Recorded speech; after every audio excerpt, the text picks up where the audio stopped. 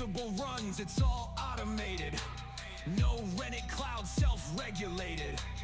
IP addresses, DNS map, Nink's proxy, it's the trap. Spin up the Docker, containers align. YAML so clean, config so fine. Self-hosting hustle, get in the grind. Own every byte, control the line. Firewall tight, no threats get in. Logs never lie, monitors spin. Back up the data, redundancy there. Peace of mind, breathe clean air.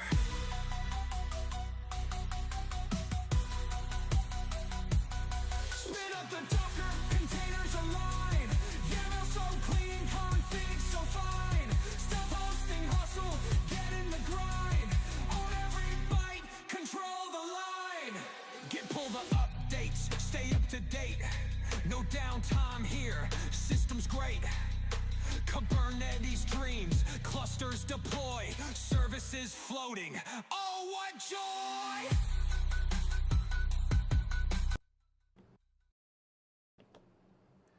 Okay, I think if everything is going well, and I'm hoping it is because I'm seeing everything that I should be seeing at this point. I think we're live. I think we've got audio. I can see audio in my little thing over here. I can see me if I'm watching on Twitch, and if I jump over here to YouTube, of course, it's always going to be way behind for some reason. That is just YouTube for you, I suppose. Yeah, hi. How's everyone doing? I just thought I would jump on here and we would take a look at some stuff today. I do want to address something down here in the chat. Actually, let's come over here. James Collins says might be AI, but it's a banger. The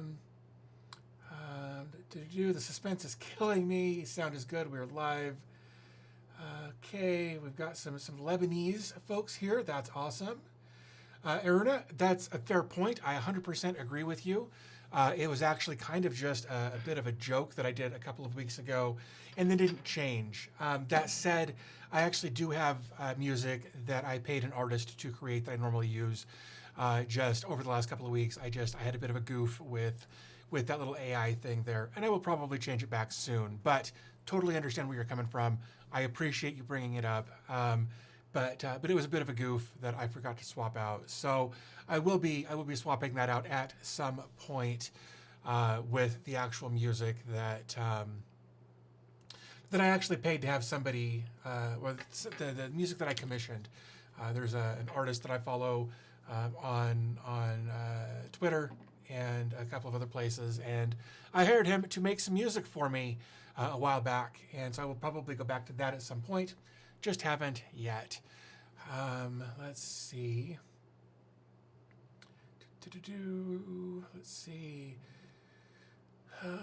We've got Zero Linux. We've got Peter. We've got Monarchius. I'm sure I screwed that up. I can bring up my audio a little bit if I need to. I can't actually actively listen over here, unfortunately. So let's see here. That's about all the farther up I can go at this point.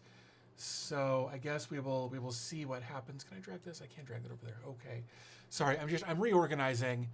I'm just reorganizing some stuff over here so I can keep better track on what's going on. As far as this is concerned, I want to make sure that I can read everything accordingly. Zero Linux, thank you for the $2 donation there. Super appreciate that. That was very, very nice. It was very nice of you to do that. Okay, we're getting conflicting stuff here. So I am going to bring it back down. I was more comfortable with it at about there, I think. That's just me manipulating the audio in my Streamlabs desktop app. So we're just going to go with where it was. I totally get being anti-AI, and you've got every right to be. I get it. I'm kind of there with you, if I'm being completely honest. So, Let's see. For some reason, my ground control app from Streamlabs isn't doing a good job of telling me what's going on up here, and I got to tell you that's really frustrating. I was really hoping that this would give me more information, like it did last week, since I've been using it. So, let's see. Okay, we've done that. Mr. Grey Wolf, glad to have you here. Thank you for joining. Always nice to see familiar faces in the chat. Let's see, make sure I'm not missing anything else.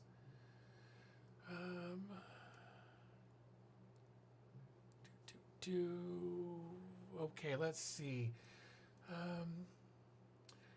Let's start reading over here. Man, Streamlabs is really being crap today, man, as far as showing me what's going on in chat. Just can't trust it. That sucks. That sucks a lot. So I guess I'm just going to minimize that over there, and we're going to just do this for right now. I'm going to close. I don't want that. Why can't I close? Why can't I close that? That's dumb. Pop out stream together. No. Weird. Dumb. Anyway, let's see. Okay, let's come back over to here. I'm going to just have to read over here, unfortunately. Is there any security dynamic DNS options playing around, but curious what I should implement to be on the safe side with dynamic DNS? So there's a couple of options that you could go with that. Depending on who your DNS provider is, there are some DDNS, like Docker containers. Oh, sorry. Now it says ads in progress over on Twitch. If you're on Twitch, you're probably already subscribed, so you're probably not going to see an ad. There are two people on Twitch right now who are probably already subscribers, so this won't matter. Anywho, there are some DNS Docker containers or some dynamic DNS Docker containers that will communicate with your registrar to update your A records as necessary. You could also go with something like Cloudflare Tunnels that doesn't care if your IP address changes. You could also go with something like Pangolin, which we've talked about recently, that does the same thing. And they're all super easy to use and whatnot. We've made videos on all of those and talked about them there. So, I discovered you while building my home lab. Your channel was a treasure trove. Thanks for all you do. Wish I could send you a screenshot of what I ended up with. You absolutely can, Zero Linux. You can put it over in Discord, and we'll be able to see it there. And I might, if you want, I can probably pull it up in the stream. We can take a look at it there, and kind of see what you've done. That would be kind of neat. For a while, I was doing some live streaming last year, where people would submit their home labs, and we would talk about them and talk about what was in them and what they look like and that sort of thing. And then my life got in the way, and I couldn't be as consistent, so people stopped submitting. Except every once in a while, I still get an email because somebody watched a really old piece of content and haven't watched anything new. So,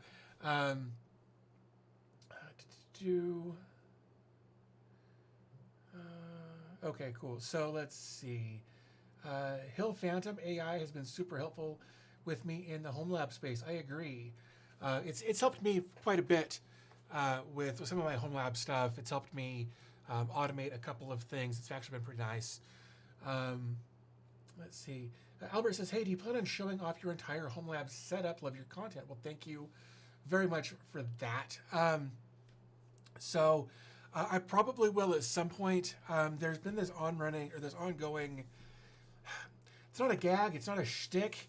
It's just how things typically go for me with regards to that kind of content. Typically, tech YouTubers will begin either at the very end of the year or the very beginning of the year showing what's in their home lab. I usually wait till February or March to do that because, again, I'm always so far behind on everything that it's just kind of become a shtick or a gimmick or something here on the channel where I'm always very, very late to the party, whether it's content like that or talking about certain pieces of hardware or whatever the case is. I'm very, very much behind the curve on all of that because that's just how I roll, I suppose. That said, the rack's back there, and you can't really see much of what's going on with the way it's lit up presently. But I believe some things are going to be changing here relatively soon. I'm in chats, or I'm in talks with chats, whatever. I'm chatting with Unify about a new network solution that's going to replace all of my Omada stuff, I think. Just because I have some, like, Omada is great. It has never caused me issues. I can say that. It's been very reliable. It's been very consistent. I more or less know what to expect with Omada and that sort of thing as far as my network is concerned. But a couple of things that have got me concerned about it is that the logging in Omada is not, it's nearly non-existent, if I'm being honest. When I needed some information about something that was going on my network, I was unable to find any logs about anything because apparently small to medium-sized businesses don't need logs about what their devices are doing or what their network traffic is doing and that sort of thing. So I'm working with Unify to put together something to replace all of my Omada stuff. So I got a list of equipment that they're probably going to send me, and I'm not going to go any further into any more detail than that at the moment, just because I don't want to put anybody on blast. I don't want to set unrealistic expectations. When I have it, I'll make some content about it and we'll take a look through it. Sorry, having a brain fart there real quick.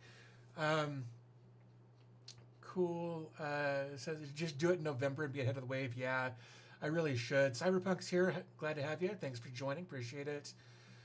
Zero Linux says sent you a screenshot on Discord. Feel free to show it.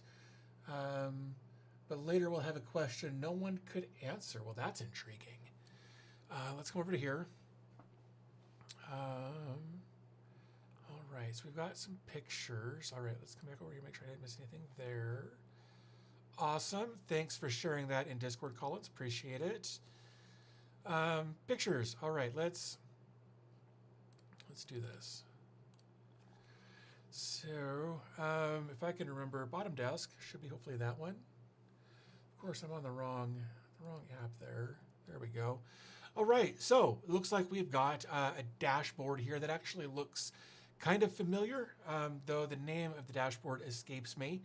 It looks like you've got, let me see if can I zoom in on this? I cannot, that sucks. So you've got searching or searching or whatever. We've got file browser, Sherix, Portainer, Excalidraw, My Comics, Me2, Image, PairDrop, Audiobooks, Fresh RSS, Proxmox, Vault Warden, Notes app, Navidrome, and Zero Private Bin. That's awesome. Oh, there we go. It made it bigger all of a sudden, out of nowhere. That was weird. That's great. That's really cool. I dig it. You've got, so image shows how many users, photos, videos, how much storage. That's not much storage for that many photos and videos. That's pretty clever. Kavita, you got that. No, that's great. That looks really cool. Thank you very much for sharing that. I appreciate it. That's pretty cool. I always like seeing what people are doing in their home labs. That's awesome. Glenn Johnson says, hi, I was sitting around, saw you were online. Well, thanks for joining. I appreciate you being here and hanging out with us for a bit. Let's see. Used both Heimdall and Homer for a while. Nice screenshot setup, by the way. I agree. I should get file browser again. Good stuff. It's homepage. Okay. That's cool. Yeah, I've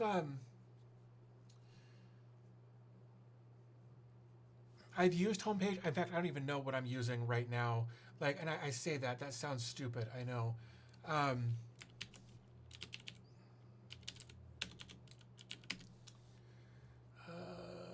I don't even know what this is, if I'm honest.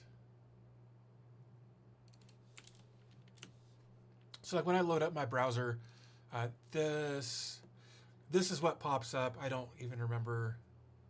Will that tell me? Oh yeah, it's also homepage. Oh, there we go. Yeah, I just laid out differently. So yeah, I did like multiple columns and that sort of thing. So yeah, this is what I've got my homepage configured to look at or look like right now. There's some stuff in here I need to fix and update. Like this this Proxmox backup is no longer online. I need to fix Prowler. Plex is working. Speed test is working. Ad blockers are working. So all of that is there. That's what I use. I thought it looked familiar. Let's see. I tried Omada, but now really satisfied. It still exists in my homework NID, but I might implement all the devices into pfSense. But can be a good network suite solution of family homes. Yeah, look, it's like I said, it's Omada has been really solid. But again, like not having logs is super frustrating. To let me know where packets are going and doing that kind of stuff. And I understand that the Unify isn't going to be the be-all, end-all for that. But the other issue is that it sounds like there's a possibility that TP-Link could get banned here in the US. And if that's the case, then getting updates through TP-Link and Omada might be a pain, and I don't want to risk the security of my network for something like that.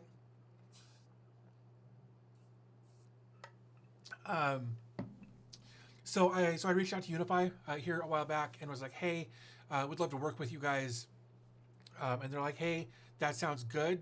What do you have in mind? And I was like, well, here's my current network setup. I sent them a little diagram, and they're like, okay, cool. Well, let's chat about that. So we did for a few minutes, and the nice people that I spoke with put together a package of products for me to take a look at and see what my thoughts were. And I was like, hey, since you're going to send me 2 of these, I want to do this with that. And he's like, oh, well, let me do this instead. It'll all make sense later. But that's kind of the rough gist of it. So at this point, I believe they are putting the order in to send out. We'll go from there. So, yeah, but good stuff. I'm always excited to try out some new stuff for networking. Also, Asus reached out to me again about some networking stuff that I probably I've told them that I'm interested. I don't know if I'll actually implement it or not, but there may be some networking stuff coming from Asus here on the channel with regards to kind of a big. I say big. There's probably going to be some networking stuff coming from Asus here on the channel here soon. I guess is probably the best way to say that. So yeah, I'm excited about all that. Lots of new stuff coming down the pipe as far as content is concerned. And that includes what we're doing here today. So I've been over the last couple of years. I've been working. I've been chatting with and working with Ethan Shawley from Self-Host, and that was weird. I heard the door in there that doesn't ever get open unless I'm coming. I don't know what was going on there. Anyway, so. Ethan Shawley from Self-Host, the newsletter there. Let me do this. I want to get these. Oops, I want to get this up. I should have done this already, and I didn't, because I am not a very good podcaster person here, or live streamer. That's the word I'm looking for. Live streamer. I can't even get my words right. So over the last couple of years, I've been chatting with Ethan Shawley from the Self-Host newsletter. And for the last couple of years, we've done kind of a year-end review. He sends out a kind of a big survey to the people who want to fill it out. And then last year, this last November, I think we did a live stream here on the channel, or we did a video here on the channel. I don't remember if it was live. And then the year before that, we did a thing on his platform. And we've just been kind of going back and forth and chatting about some stuff. And I've been fortunate enough to be able to be kind of a co-host on the Self-Host newsletter stream when he does those. He brings in other people periodically as well. But unfortunately, some stuff has come up in his life. I don't know what. It has taken precedent over him doing kind of the weekly video drop to go with the Self-Host newsletter that he releases on Friday mornings, if you're in the United States anyway. So this morning I woke up and I was like, I got to do a live stream today, and I don't want that to sound like I feel obligated. I got to do one. Like I've agreed to do one. Like I enjoy doing these on the weekends and hanging out with you guys and chatting and that sort of thing. And I realized I had put exactly zero thought into what we were going to talk about today. So much like we've done with previous live streams, where we just kind of dig through an app or something like that, and get an idea of maybe something to cover in a different separate video. We kind of crowdsource the testing and the run through of an app or whatever. We did this last week with actually with a piece of hardware, and that was a lot of fun. So all of that is a big long ramble to say that today we're going to take a look through Ethan's newsletter that he released yesterday. And it sounds like I may be doing this more often, when just kind of going through and taking a look at different parts of the self-host newsletter, talking about some stuff there, and just kind of testing some stuff out and that sort of thing. So that was what I put in the title and the thumbnail and the description. So I figure we should probably do that here at some point. If we take a look, here is that newsletter. It's of course linked in the video description down here. And like I said, if you want to follow along, that would be awesome. I kind of dug through it a little bit earlier. We're not going to go as in depth on some of this stuff as Ethan likes to do. I haven't read all of it yet. If I'm being honest, I got down my favorite.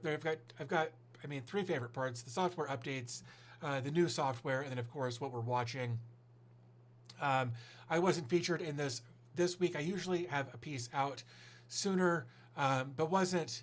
I didn't have any content out this week in time for this to go out, so that's why I'm not here this week. However, Jim's Garage has been killing it this week as far as like putting out lots of content. So we'll come back to all of that. But typically when I get these, the first thing I do is I scroll down to the new software section, because I always like to see what's available over here in new software. Ethan's got a great setup to let him know what's going on via RSS feeds and notifications and all kinds of crazy stuff. So I love that he's able to put together this list every week of new apps, new software that are available in the self-hosted community. And this is one of the bigger ones that I've seen in a while. Like usually there's 10, and that's a kind of an arbitrary number that I've pulled out of my backside. But yeah, no, there's a bunch of stuff in here that I think we'll definitely kind of dig through some of that later. We've got some software updates with a bunch of stuff in here that we should probably take a look at as well. And then up here, let's see what else we got up here. All right, let's just stop. Few specific happenings that caught my eye. Everybody's newish dashboard content aggregation tool has dropped a significant update that includes support for Docker container widgets. Oh, and self-host icons. So before we go any further here, let's actually talk about self-host icons. Ethan actually reached out to me a couple of weeks ago and asked if I would talk about this for a little bit, and I said I would. So earlier, a few minutes ago, we were talking about Monarchius or Monarch. Anyway, shared his homepage dashboard with us over in the Discord server. And if you're ever not sure where to get consistent icons, right here, this is where you do that. I'm gonna copy that. I'm gonna paste this over here because I want everybody to see it again. So if you need an icon for something, they're here. Like we're finally into the F's, G, and it's stuff I've never heard of. It's stuff everybody's heard of. So many icons. He's put so much work into finding these icons and putting them somewhere, just a general repository of sorts. that you can like, we're down to the P's finally here. There are so many icons in here. So if you need an icon, you can come here and find it. He's done a really good job of putting this together. I love it. And some of them, not all of them, but some of them will have other options like this Strava statistics here. Oh, I lost it. Let me scroll back down to that because that one looked good. Wow, I lost it. Where did it go? Silex. Strava, right here, right there above my head, right? It's got a couple of different options on how you can use it, and not all of them do, but a fair amount of them do, which I think is great. So you can just click it and see if there's an invert or an inverted, like Steam does as well. So yeah, you just go in there, you figure out which one you want, and then you can just click. Well, I need the PNG for that, so just click where it says PNG, and there is the URL for that on a CDN, so that you're not directly pulling from the self-host website. So anyway, sorry, I was reading other comments there, but if you're looking for an icon for your dashboard or whatever, the self-host icons repository is a great way to find all of that. So again, that's linked in the video description. I shared it just a moment ago over there in the chat. Trains with Shane is here. Glad to have you here. Milo Schwartz, thanks for joining. Appreciate seeing you guys here. Eric says Pangolin is great. I agree.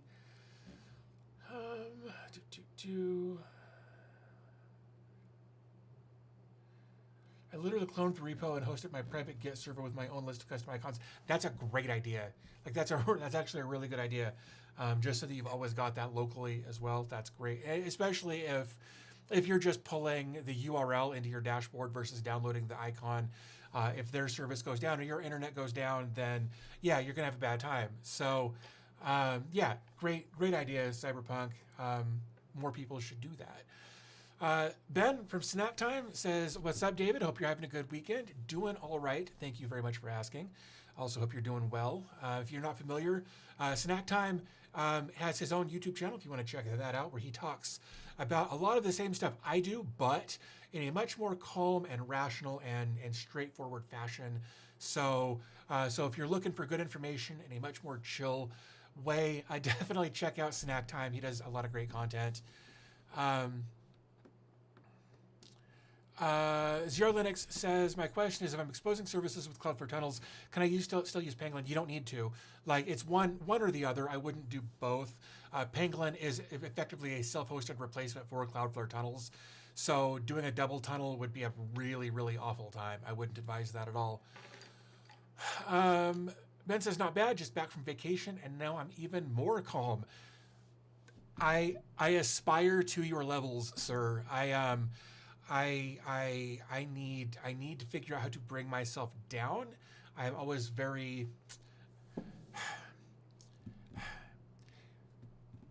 for the record, the only drugs I put in my body are the things the doctors prescribe for me, and none of them have anything to do with my mental fluctuations. So this is just me, right? I'm not on uppers. I'm not on downers. I'm not on any of that thing. So yeah, this is you need a couple of stress balls, dude. I need like a case of them I can just press on. Here's the thing though, usually I'm not stressed. Usually I'm actually very chill. But I talk fast, and my brain is having like 8 conversations all of the time. So it's definitely something I've been aware of for a long time. And even if I wasn't, viewers let me know. So let me come back over to here. I saw something. I want to add an auth page to some of the services so Zero Linux says, I want to add an auth page for some services. Any idea how for services behind Cloudflare tunnels? Yeah. Cloudflare.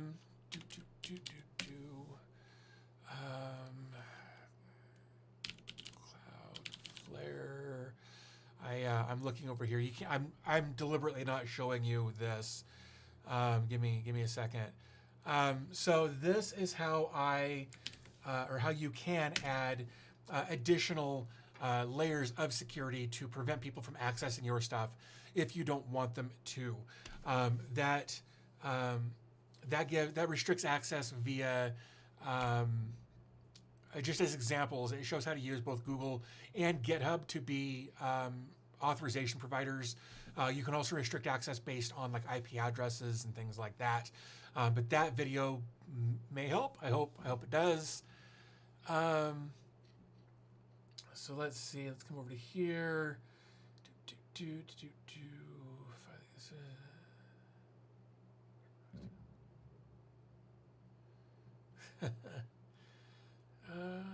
Let's see.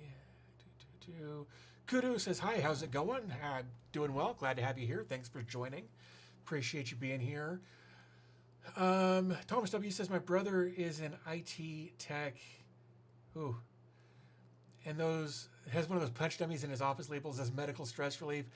That's not a terrible idea. I've actually seen studies, they're older studies, if I'm being transparent, where they've talked about people, some people get told to punch things. People get, whether it's punch dummies or whether it's pillows or whether it's whatever, to get that frustration out. But there have been studies in the past, again, it's been a while, that show that that's just reinforcing violence as a way to reduce stress and to get that frustration out. And that eventually it comes to a point with a lot of people that says, that basically your mind says, I can't decompress unless I can hit something. And that's why I try not to go that route. I used to punch things all the time. I was very much a Kyle with a Monster, and I'm like a Monster energy drink, and I try not to do that anymore for a bunch of reasons. But that's, I just try not to do that. Let me come back up, make sure I haven't missed anything up here. A couple of stress balls, we talked about that. Hi all. Yolandu, thanks for joining. Jorge Gomez says, I was seeing your last week videos of a Proxmox GPU question. Have an NVIDIA GPU, if I get it working next reboot, it doesn't any GPUs you recommend that's not a pain to make it work? Intel GPUs, if I'm being completely honest. Intel GPUs are the easiest pass-through I've ever done. Proxmox just recognizes them. I didn't have to install any additional drivers or any additional software.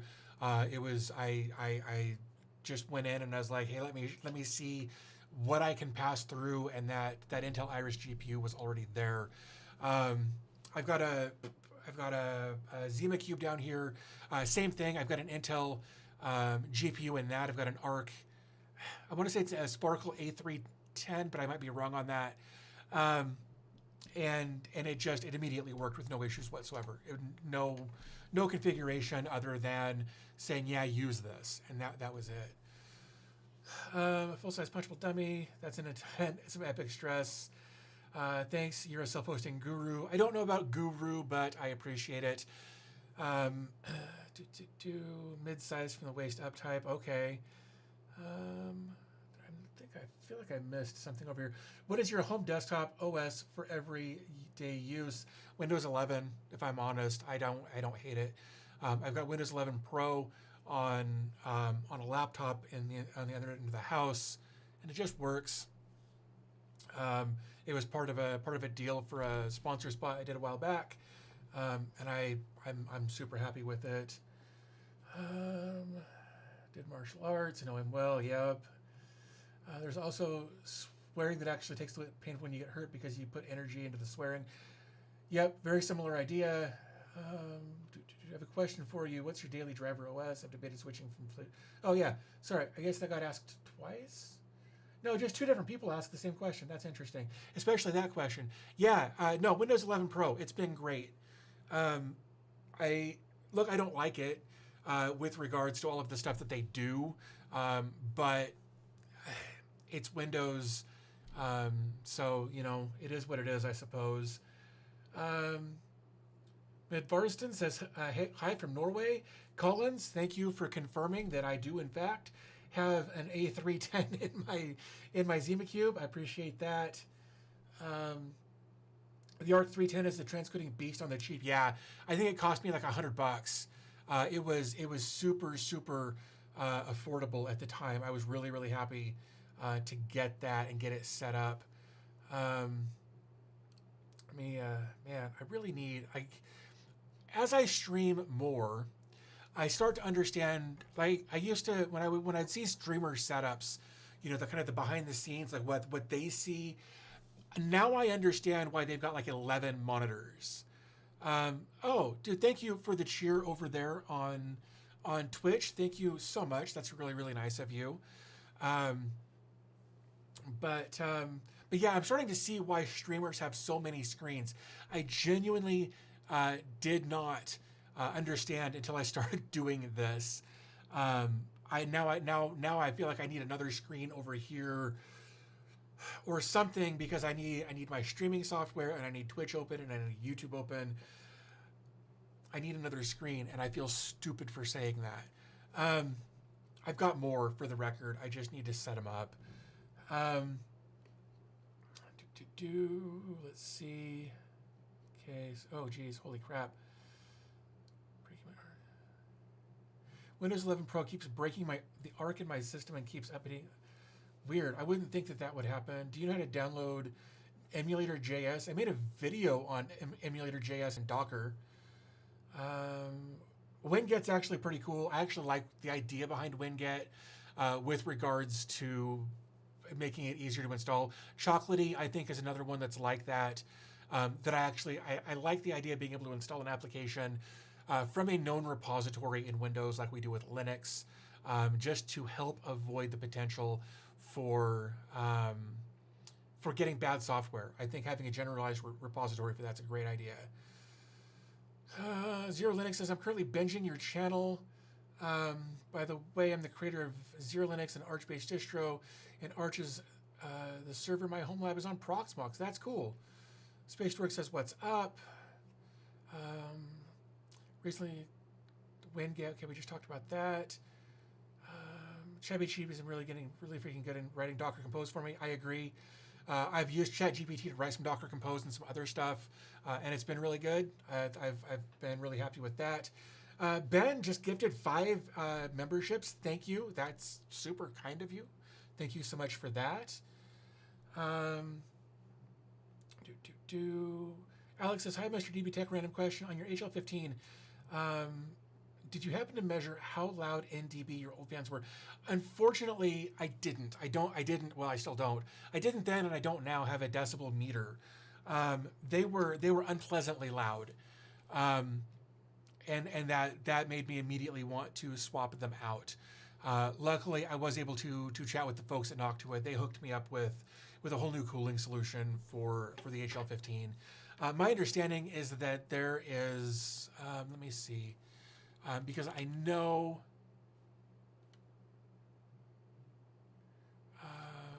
HL15. Let me just do this. HL15.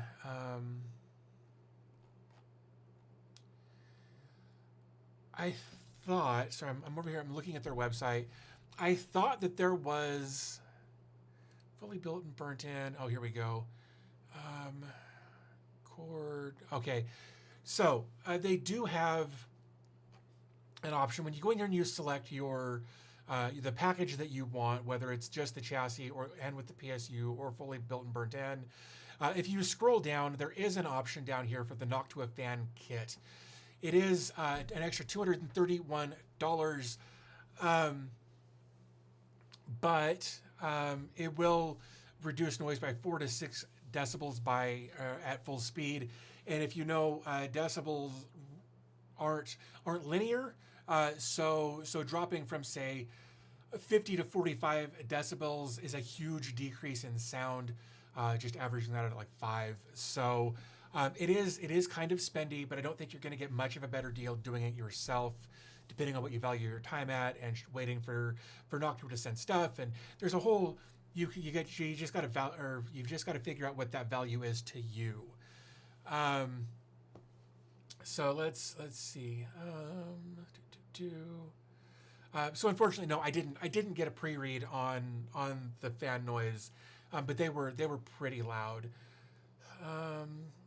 Spreading the love. Now I'm off to grab some pizza and work on a video or two. That's awesome. Thank you so much, Ben. I'm just specking one out, and they offered to, yeah, and it's a couple $100 for that, so it's up to you. Another question, if I may, how to deploy OpenWeb UI via Docker Compose? If at all possible, give it a domain. I mean, anything's possible. GitHub. So if you come over, I don't know if NightHawk is here or not, but I am going to share. I'm going to share this. Yeah, so this is NightHawk-ATL. He is a mod here in chat and over on Discord. He's got his own GitHub repository full of all kinds of stuff, and that is his Olama Docker Compose. It's got Olama and OpenWeb UI and a bunch of other stuff in there that you can take a look at, but it's got basically everything you would need to deploy that. With regards to putting it online, that's up to you how you want to handle that, but you can just put it behind a reverse proxy and be fine. And by reverse proxy, I mean anything from Nginx Proxy Manager to Pangolin to Cloudflare Tunnels, whatever the case is, should be able to handle it.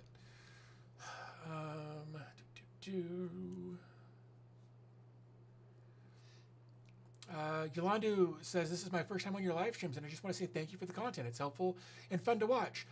Thanks. I actually super appreciate knowing that. Here's the thing, right, that I'm aware of. Like, I'm not as like funny, clever, entertaining as a lot of creators are out there. So most of my humor is very much self-deprecating humor. It probably is a defense mechanism because of my childhood or something, but it's how I put out humor. I make fun of myself. I call myself out on my nonsense, and I try to have fun with it, because if you take yourself too seriously, then what are you doing? Thinking of putting an AMD EPYC in it versus the Xeon. That would be a beast. Thanks again. Cloudflare Tunnels is what I will use to give it a read. Cool. Yeah, I hope that helps. He's got NightHawk's got so many things in here that he has built Docker Composes for different applications and whatnot. And there's a link to that if you want to take a look there.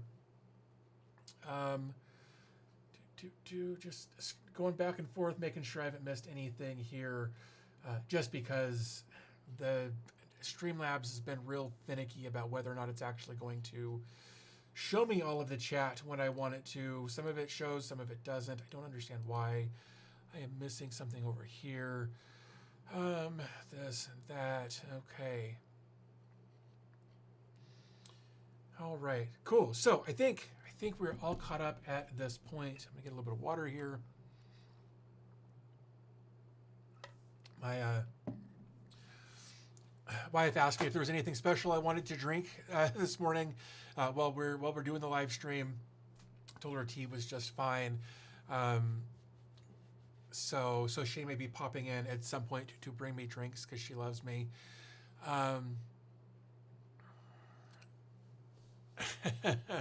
Yeah, no, NightHawk's got a lot of really great stuff in there that he's put together. Yeah, Mrs. DB Tech is the bartender. You know what's funny about that? Growing up when we were younger,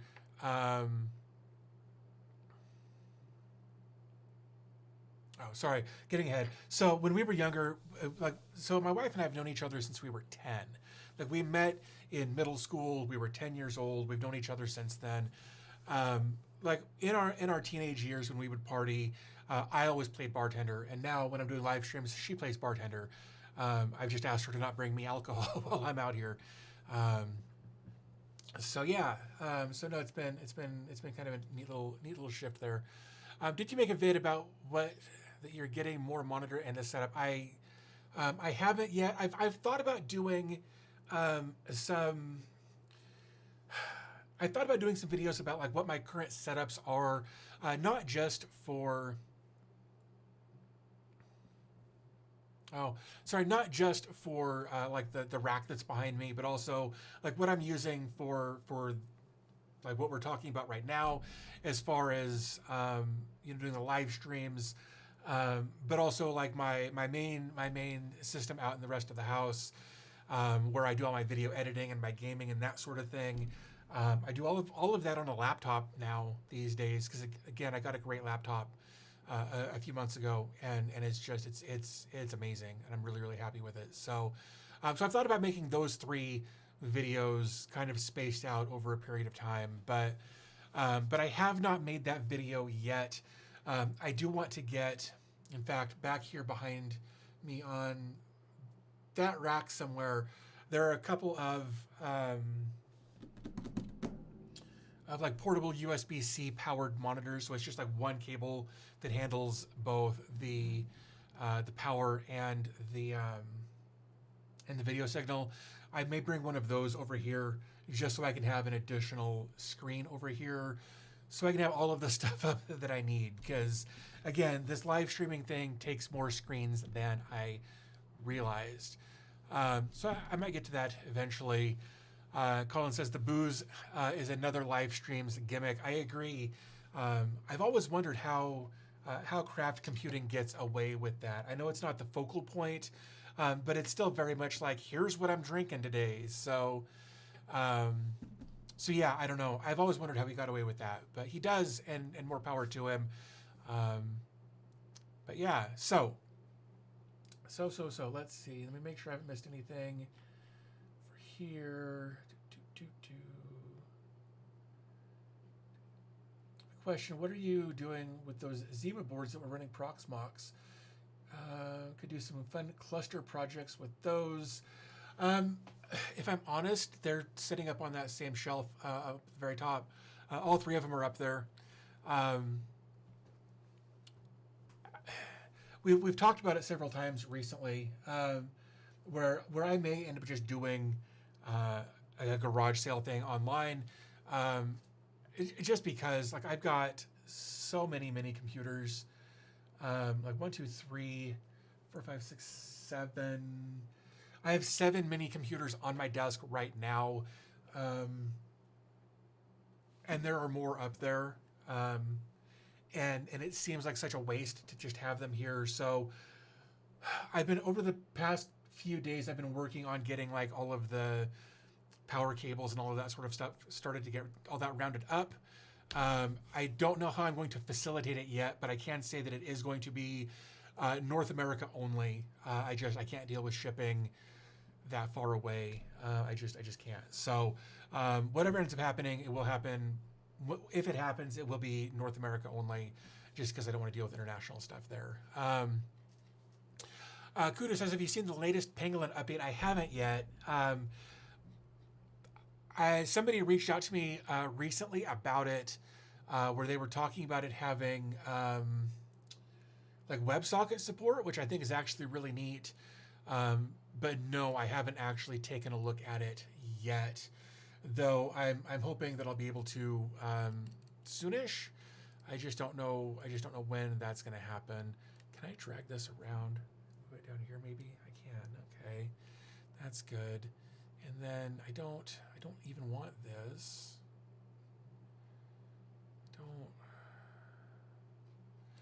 I want to close this window and I don't know how, and it's super frustrating. This is me learning Twitch in real time, and I'm frustrated because I can't do anything with. I don't want this. Can I just drag that over? I can't. Oh, hey, that'll work. That'll work. We'll just do it that way for right now.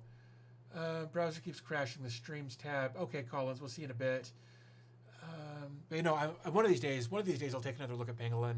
I also want to take another look at,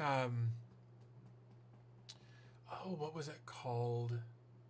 So another one I did. They added rules for the authentication. Now you can make rules to bypass APIs and make native apps work behind SSO. That's awesome. Like, I knew that they were onto something there, and I'm really glad that they're going to keep going with it. Yeah, there's a couple other apps that I want to take another look at now that it's been a little while. Just because I think there's some great stuff out there that's not getting enough attention. So let's bring, I don't want that big. I'm going to bring this over to here. Let's let's bring that down to there. Let's do, no, you suck. I hate you. There we go. So then you go there. Okay. Good enough for now. All right. So let's take a look over here. So I want to jump back over here to This Week in Self-Hosted for a bit. It is the reason we're here, and I love chatting with you guys. But I want to mix business and pleasure here a little bit. So let's see. Let's come back over to here. All right. Let's see. So we talked about the self-host icons and Glance. I'm sure we'll come back and we'll talk about Glance here in a little bit, since I'm pretty sure it's down there in the later part of this newsletter. The Linux Server IO team has released an API for interacting with their images that might be helpful for those looking for more granular control of their infrastructure. That's neat. Containing information about our images. It gets updated several times a day, and all timestamps are UTC. Going forward, we'll announce breaking API changes in the new API endpoints. Excuse me. Geez, that's awesome. And here's a curl command that you can get, or that you can use to get more information about a specific app of theirs. I think that's great.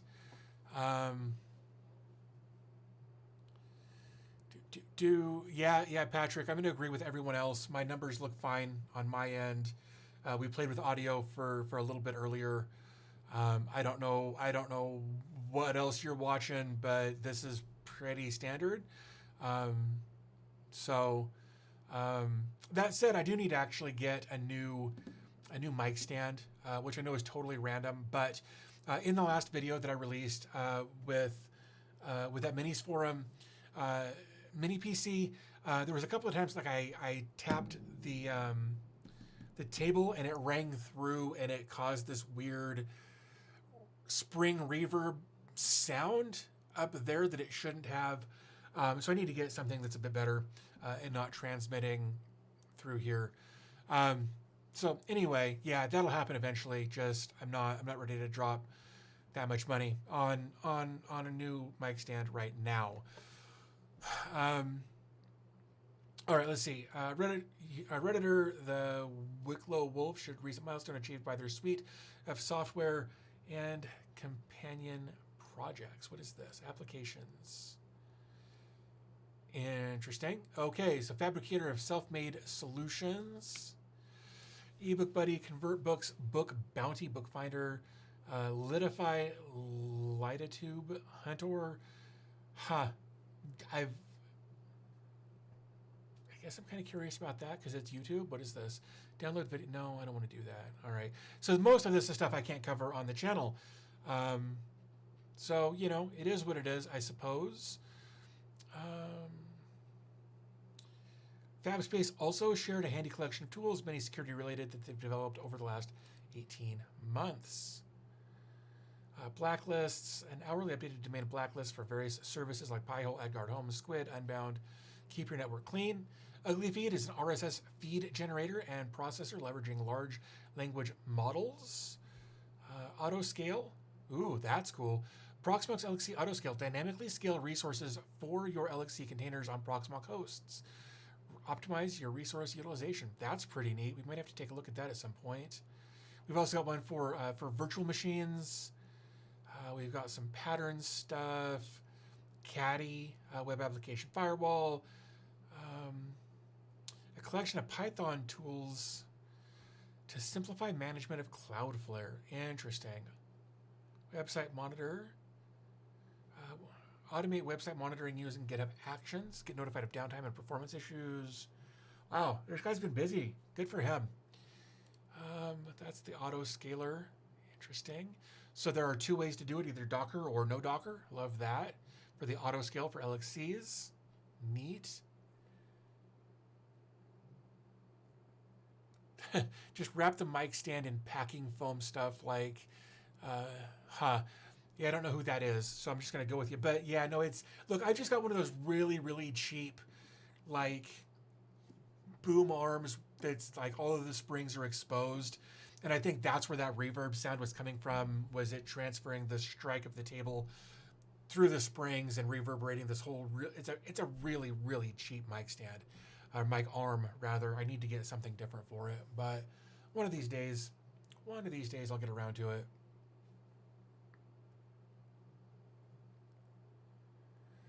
Okay, Patrick, I don't know what to tell you, dude.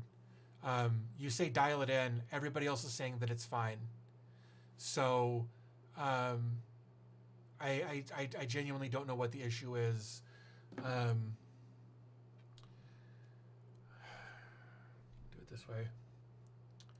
We'll play along. We'll go to here. We'll go to view my channel. I am live.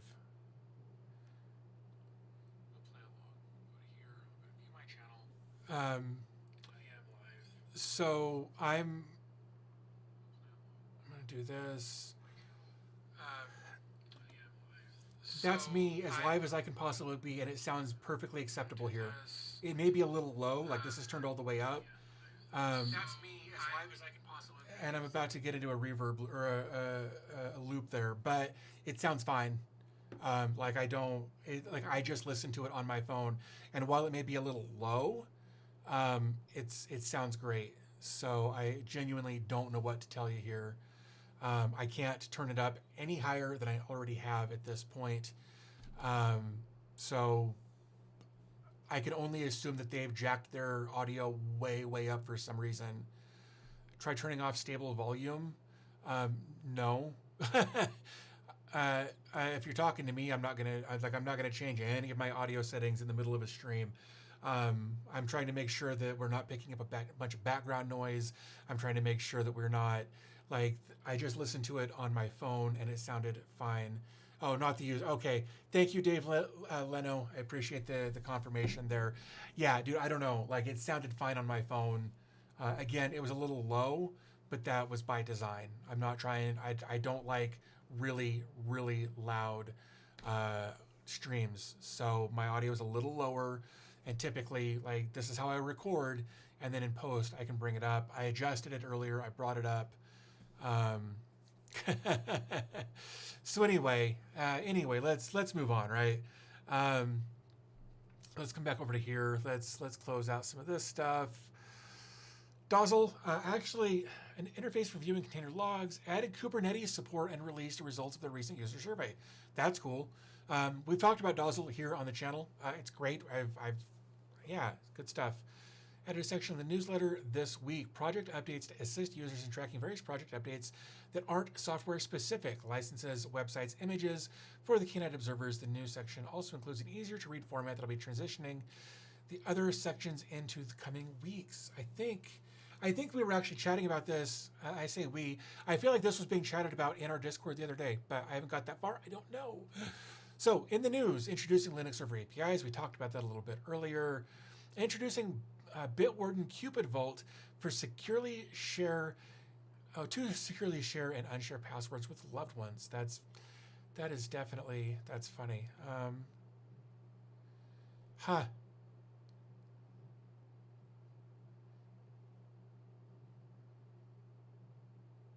Interesting. Well, that's fun. I thought you could already do that, but maybe not. Introducing AI native development. Speech to phrase brings voice home. Let's see. JD says, good morning, chat. Just woke up and drinking coffee. Thanks for joining. Appreciate you being here. I had a cup and a half earlier, and it still was not enough. I'm on to drinking water. Yeah.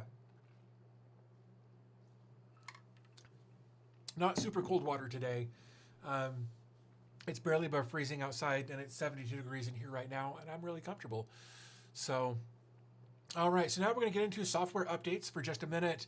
BugSync is for this is updates. So error tracking, fast ingestion, and UI performance. We talked about Dozzle already. Eigenfocus is real-time updates, label management, board filters. I've never heard of Eigenfocus. Let's come back over to here. What is this? All-in-one self-hosted project management time track. So Eigenfocus is an all-in-one self-hosted project management, time tracking, and focus app. That's neat. Let's go take a quick look. That sounds fun. They've got a video. It's mobile friendly. That's cool. self-hosted. That's awesome. Unlimited projects, unlimited uses, unlimited boards, labels, and unlimited time tracking. That's awesome. It looks the way I'm reading this, which may be hard for you guys to see. Let me zoom in. Free self-hosted, you get the code and you host it. All plans include unlimited projects, issues, boards, labels, and time tracking. Hosted or self-hosted Pro, get more features with multiple users, user permissions, new views, view types. So that's cool. So yeah, like I always appreciate a good project management thing. Not that I need one. I mean, I do. But I think what it really boils down to is I need somebody to manage my time on my behalf because I'm garbage at it. But that looks cool. That might be a cool project to take a look at. A couple of different Docker Compose examples in there. Cool, dig it. Oh geez, did a middle click and it took it to the wrong screen and now it's lost forever. Never gonna find it. There it is. All right, cool. We've got Endurain fitness tracking. I should probably do that, but I'm not gonna. Frigate for video recording. I've never used it, but I've heard good things about it.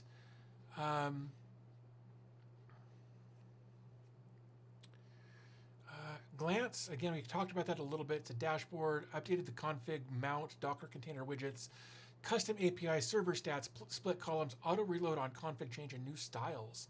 Let's take a look. That sounds interesting. Let's come back over here to Glance. Self-hosted dashboard that puts all your feeds in one place. Oh yeah, I remember this. I do remember this. That looks, I mean, I've always liked the way this looks. Really, I should be using this if I'm honest. But it sounds like they've added some additional stuff to it. So we may take another look at Glance here in the near future. Maybe we'll do a kind of a, where are they now series where we take another look at apps that we've taken a look at in the past. That might be fun. So that's exciting. I liked Glance. It's a great dashboard. Image, photos and videos, search improvements, revamped places, web UI, and mark people as favorites. That's fun. Image kiosk, Candom identity management, UI updates, additional OS support, OAuth 2 updates, cookie management rework. Neat. I've never even heard of Candom. Okay, that was all of that. What is all of this? I haven't.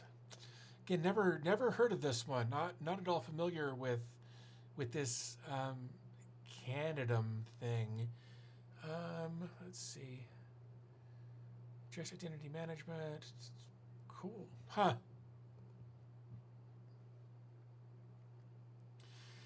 Terry says, I've tried many homepages. Just use maps, typically what I do. Like when I open a browser, like a bunch of I guess it's just my homepage URL that pops up. But then I've got like one thing I can just like middle click and it'll pop open the 4 tabs that I actually use. I've tried so many times to use different home pages and I just never stick with any of them for very long. All right, so next we've got MBin, content aggregation, bookmark support, improved search, admin, approvals, send notifications, custom notification settings. MBin. If we looked at this one doesn't sound familiar. Join MBin. A federated content aggregator, voting discussion, and microblogging platform. That actually sounds kind of neat.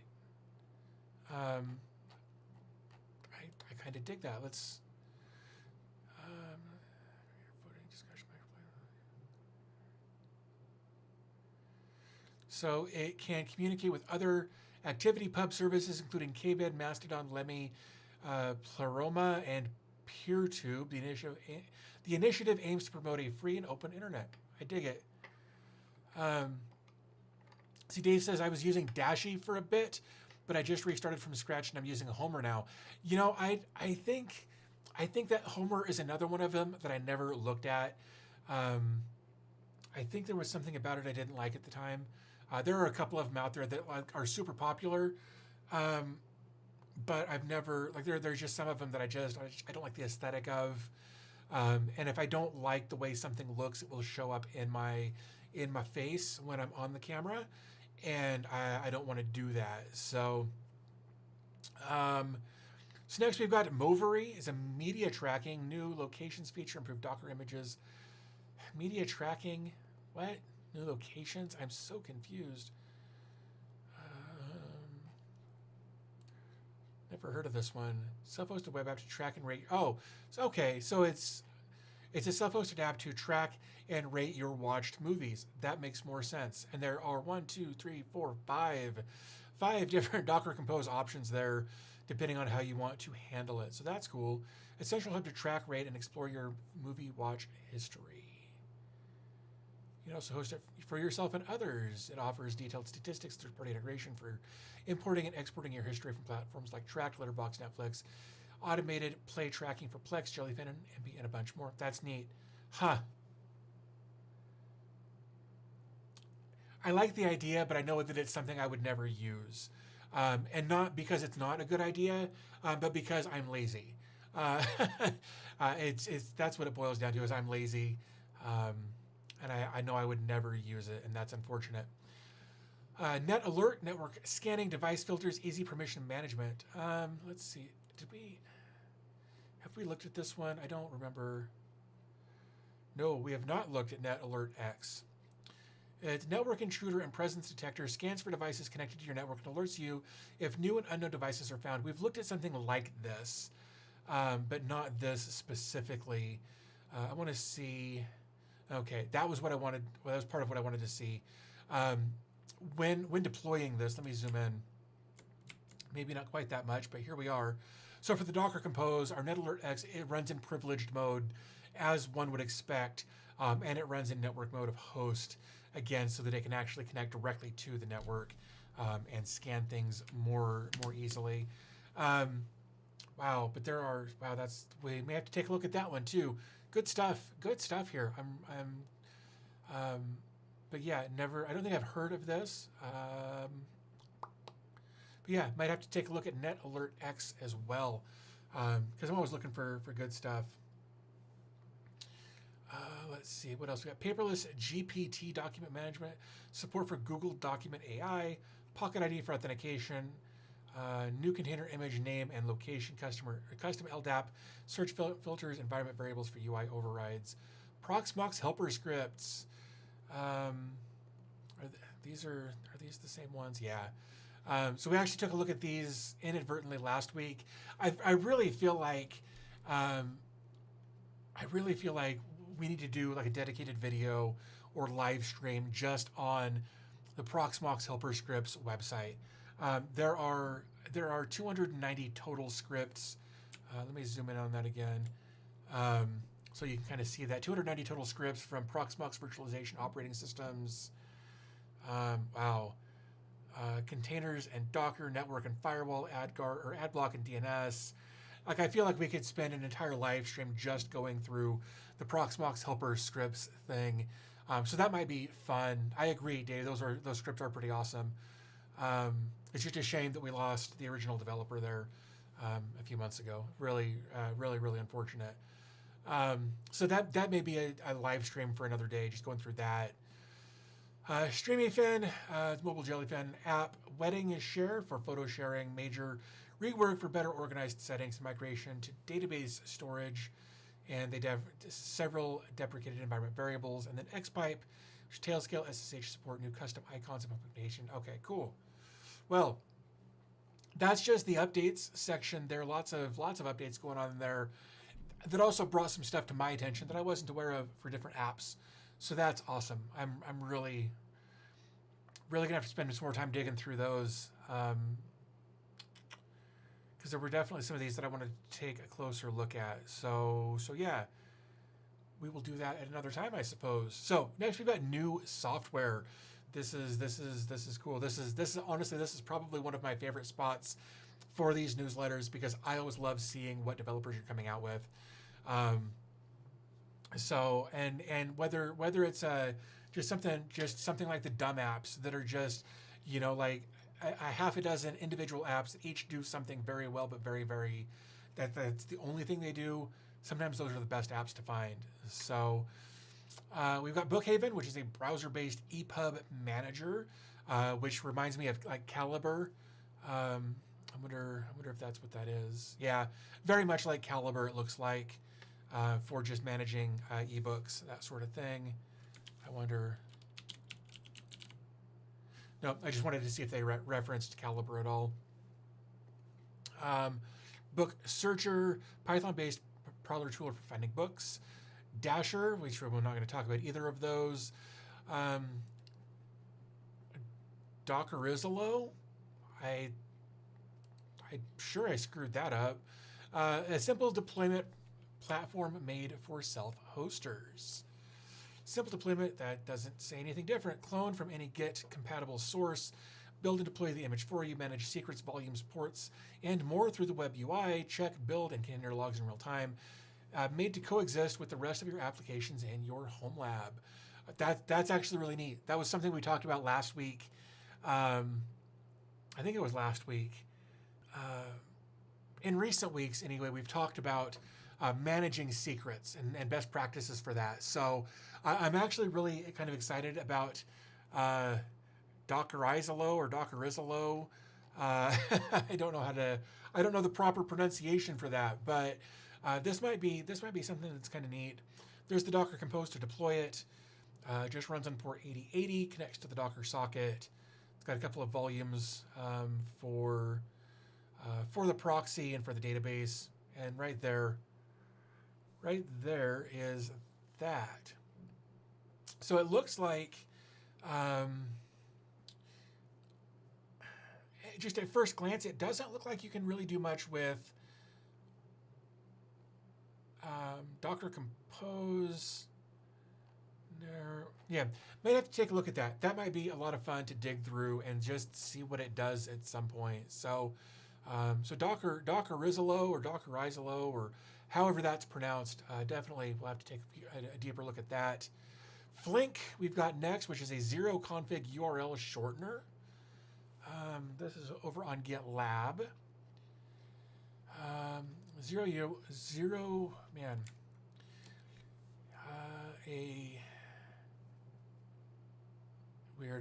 a zero config URL shortener with a QR code generator and optional open telemetry metrics support written in ASP.NET. Don't see that very often, I don't think. Don't see a lot of ASP.NET stuff in Docker from my experience. Like some, absolutely some, but not a lot. Container registry. Let's see over here. What's this? This project. That's interesting. All right. Well, let's move on then. Free run, one-click deployment platform.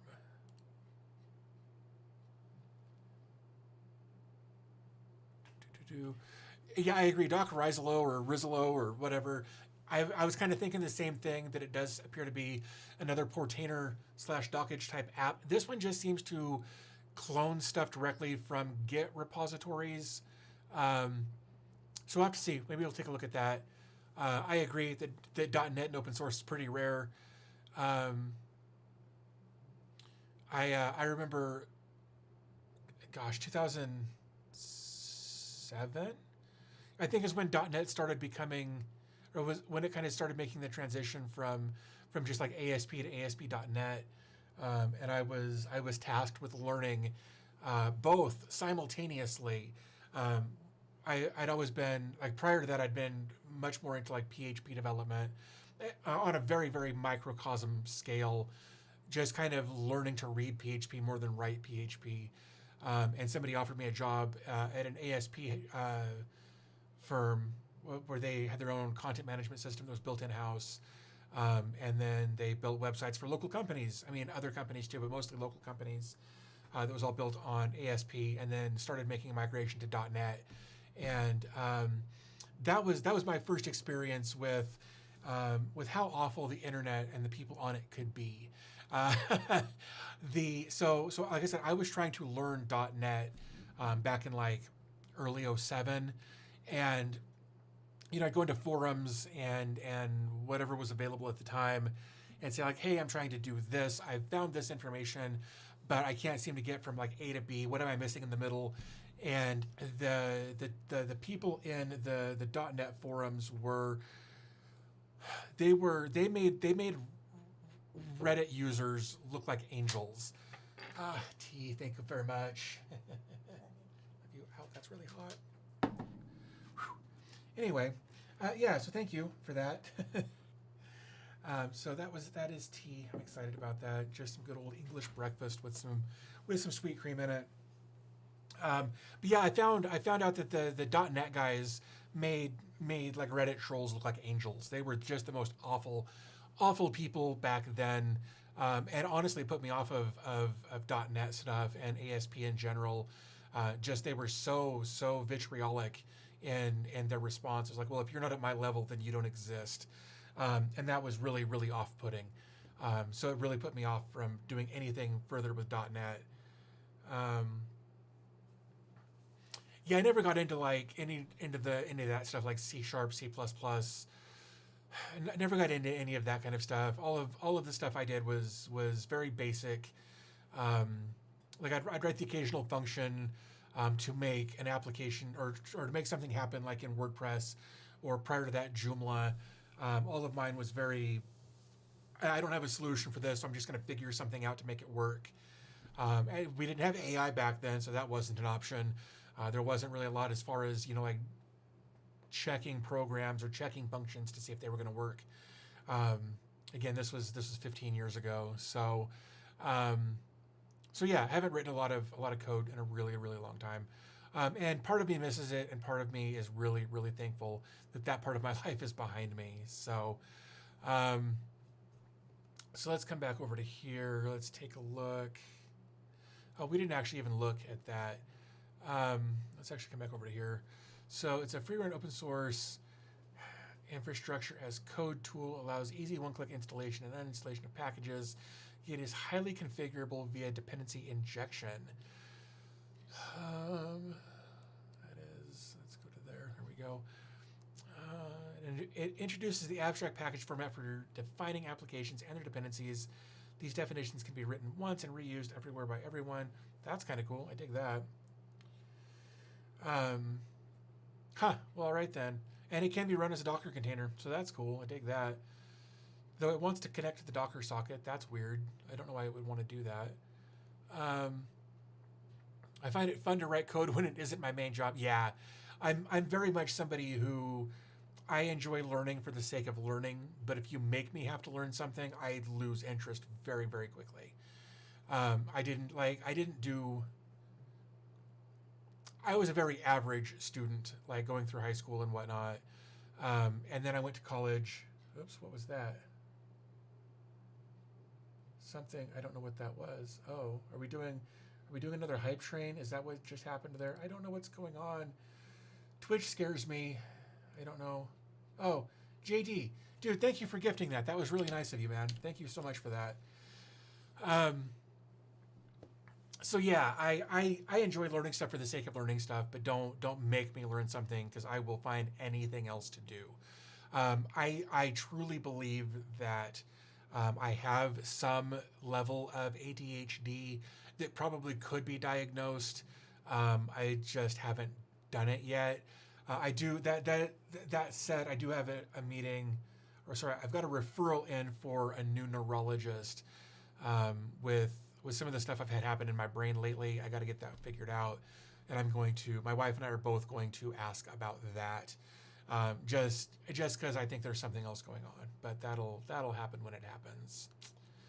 So we've got Ghost MCP Model Context Protocol Server for interfacing with Ghost via LLM interfaces. Are they talking about like Ghost, the content management platform? Yeah, Ghost blog, I'll be damned. All right. Create a test blog post. Title is test from the Claude. Write any 2 paragraphs, content in it, and tag as AI. I don't know how I feel about that. Yeah, we're gonna move on. Invoice collector, retrieve invoices and receipts from suppliers. Jellify, cross-platform music player for Jellyfin. So like Plexamp, but for Jellyfin. I dig that. Let's see. Trat, dude, thanks for joining. Happy to have you here. Always love seeing familiar faces. Monarch, I'm just going to call you Monarch. I apologize. That's how I'm going to screw it up the least. It says so many apps, it gives you appetite to try them all in one night, which is no way. Oh yeah, no, like there's just too many. So we're going to go through this, and this will give me some thoughts to come back and take a look at some stuff for some videos and that sort of thing. So yeah. We've got LAN to WG, which is WireGuard Gateway for local networks. We've got Meeple Stats, which is board game tracking app, which is interesting. That's funny. A self-hosted web application to track board game matches within your group of friends. That sounds like it could turn into a fight amongst friends. That's really funny. Okay, so we've got Mongo. We've got Mongo Express as database options. We've got a back end. We've got a front end. And we've got a clone because there are Docker files in each of the front end and back end folders. So we will have to build that.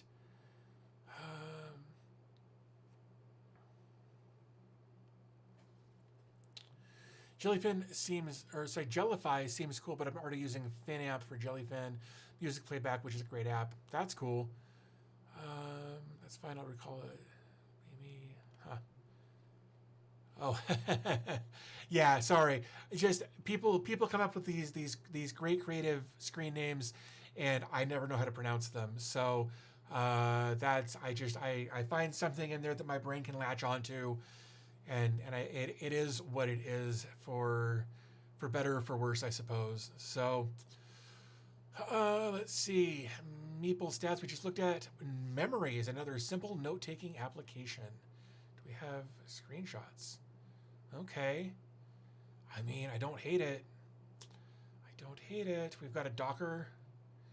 We do have Docker. It looks like we're going to have to clone and build. Yeah, Docker file is there. I'm not seeing...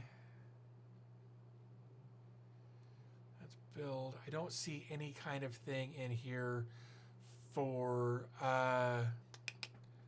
don't see anything in here for persistent storage, though.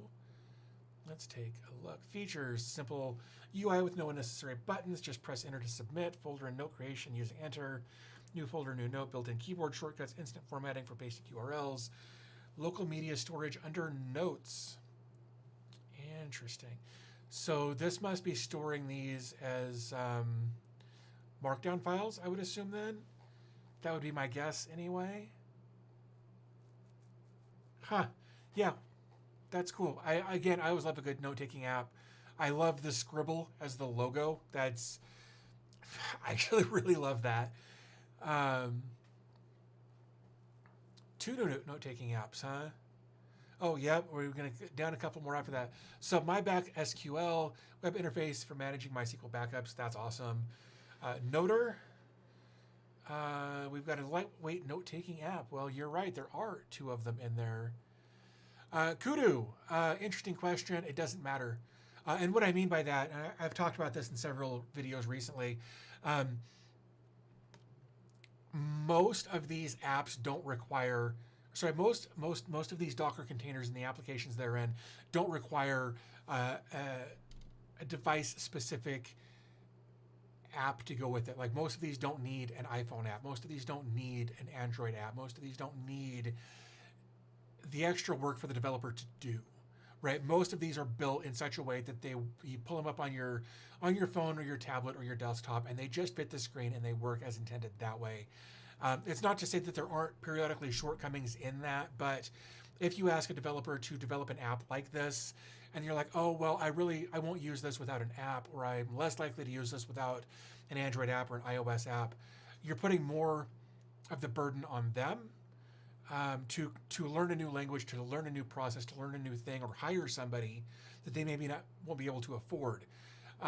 So most of the developers who are building these things build these apps in such a way that you can use them on any platform natively without a third-party app to get in the way and clutter things up. So yeah.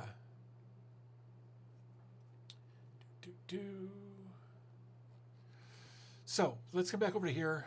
Let's take a look at this. Self-hosted note-taking application with file system-based storage, so you maintain 100% of your portability notes. That's cool. All right. Oh, so this is interesting. So we've got like a dashboard here with some notebooks in it, and then notes, recent notes in those. So that's, I like the aesthetic there. It's very to the point. There's not a lot of frills here, which is great. I do want to take a look at the Docker Compose though. I always like to look at the Docker Compose whenever I can. Donde está?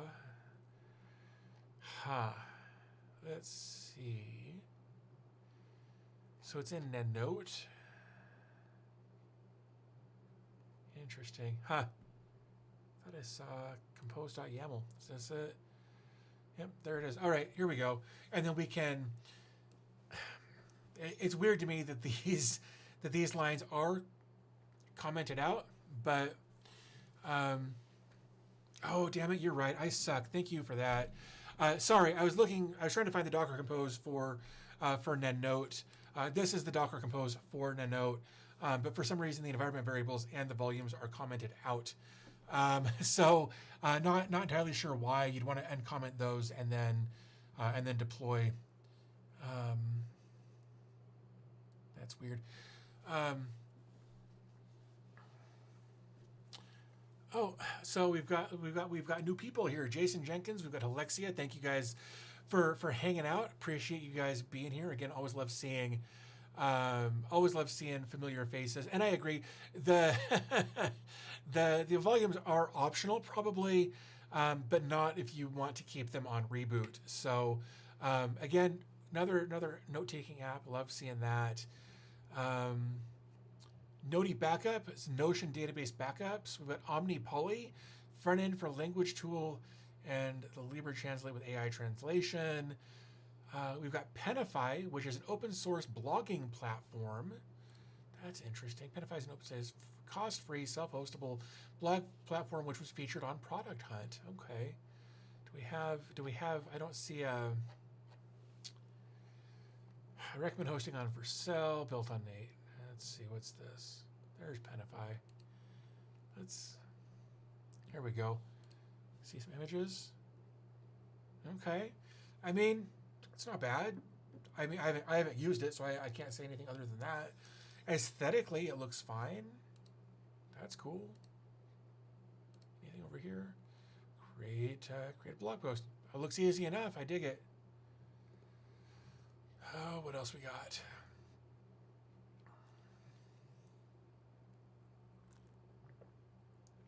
Reddit Fetch, Python tool for fetching saved Reddit posts and comments. ScrapeServe API for receiving URLs and returning screenshots. ShouterWeb web interface for Shouter. Spotify downloads. We're not going to talk about that one. TalkFlow N8N real-time chat integration with N8N workflows. That's neat. I tried using N8N for a while, but I couldn't find a use for it that made enough sense for me to want to learn it, I guess is what it boiled down to. So I know a lot of people love it. A lot of people use it.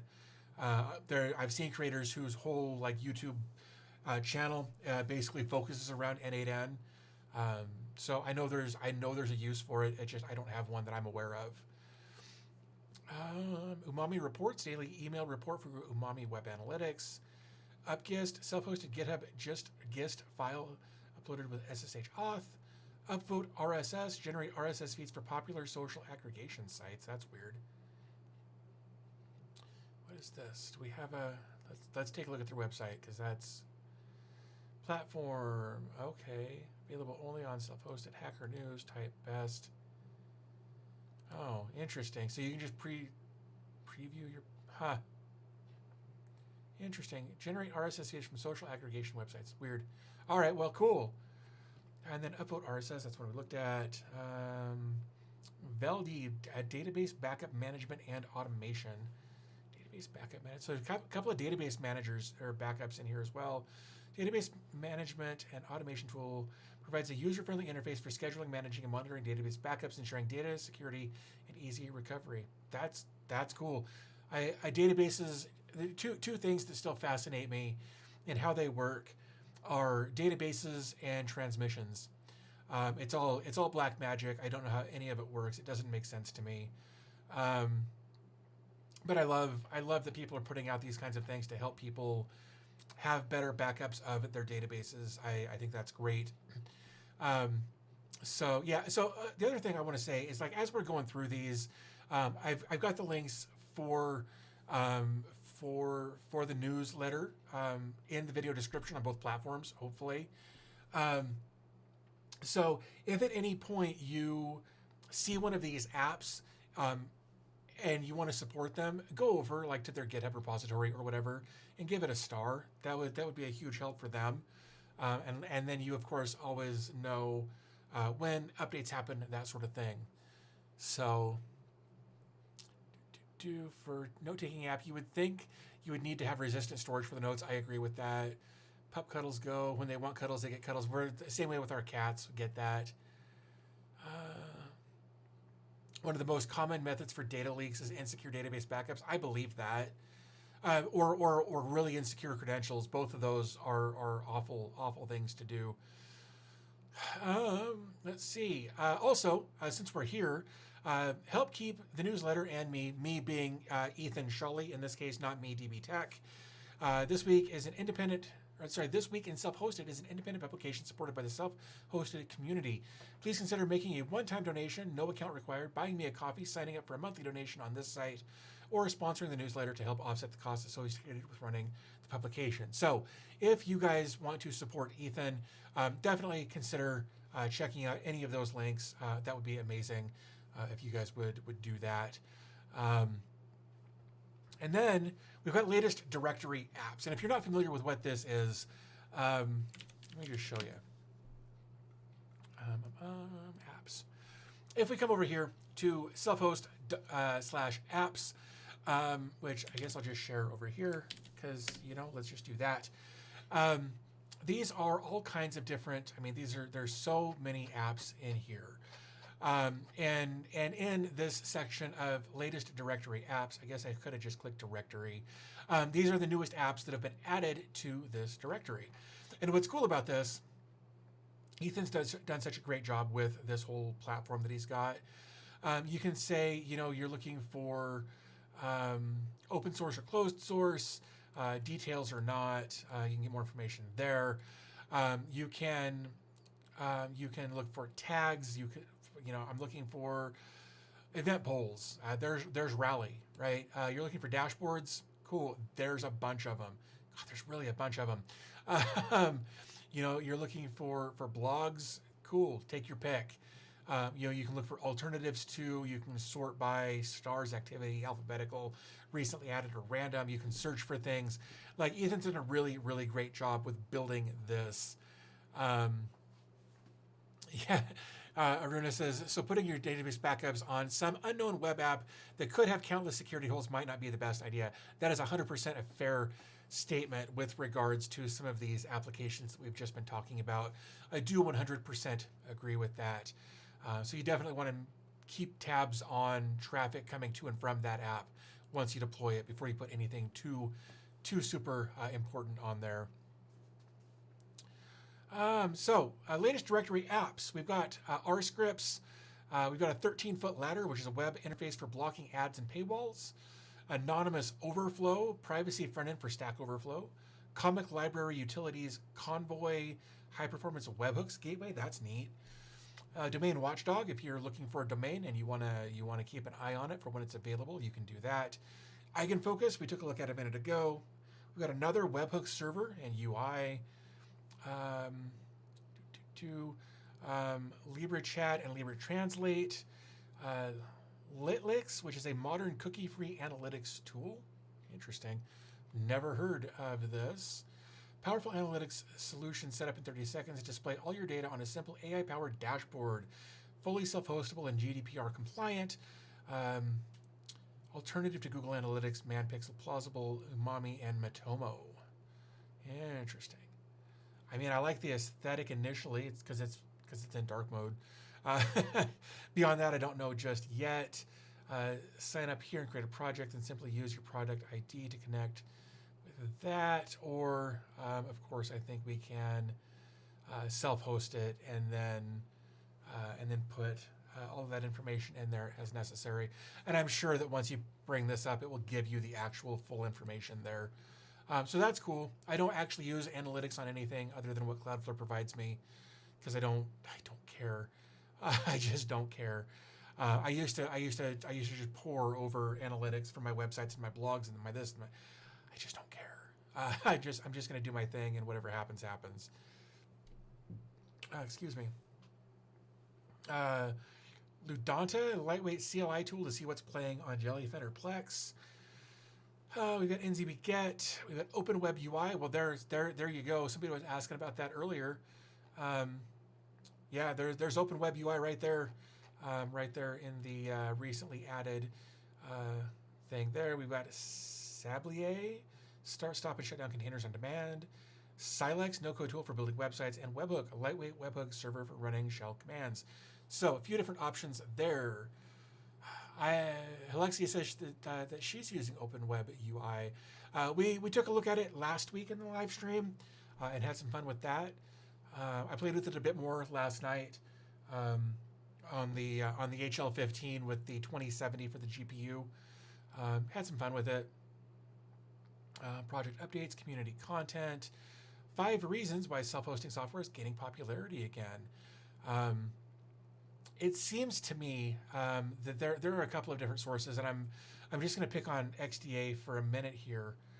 A lot of the content they're putting out lately has to do with self-hosting and why self-hosting is great. And here's how to self-host, and here's what to self-host. And if you're looking to self-host this thing, here's 5 different ways to do it. So there's definitely an insurgence of self-hosting content out there. So yeah, I'm not surprised to see that there. Throw them at Pi-hole. Pi-hole's great. I prefer AdGuard Home, if only for the aesthetic.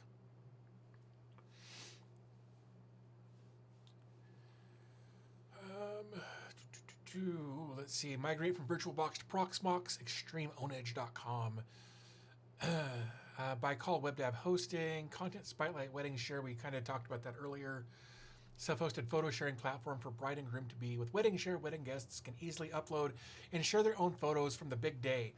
You know, I hadn't got that far into the description, but I've actually had a similar idea for an app that I would really, really love to talk to an app developer about that's similar to this, but different enough that this won't work for it.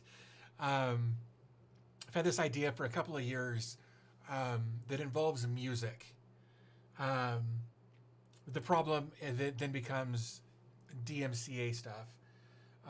So yeah, I've got this idea for an app, but I need to talk to a developer who's good with that kind of thing, because it's a very similar idea to this. But anyway,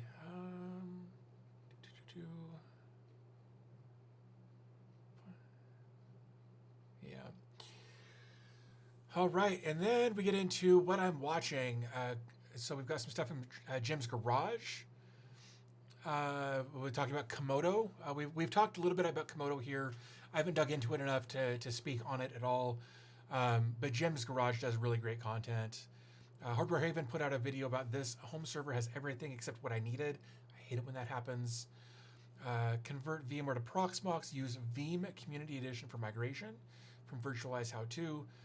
Media Stack, a detailed installation walkthrough, which we're not going to talk about here. I can't believe more people aren't doing this. That's vague. And then private internet searches with searching from Jim's Garage yet again. A couple of videos in there this week from Jim. I've got a command line corner talking about Cat and Echo. And then click here to view archived commands shared in previous newsletters. Related news and content. Good stuff here.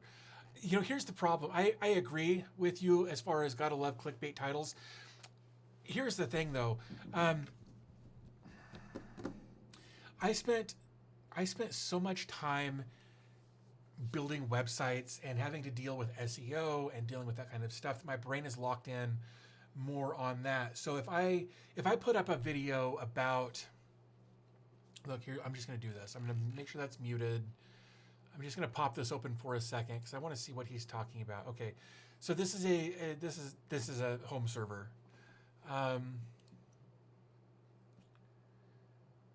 This is okay. So anyway, so he's built. I don't know if that is ripping Netflix or if this is RIP Netflix. The titles that say nothing frustrate me because if I'm putting out a video and I need to find it later, I have no way of doing that. I might be able to put something in the description that might be what the title should have been. And when I say should have been, I mean in my own monkey brain, because I'm very focused on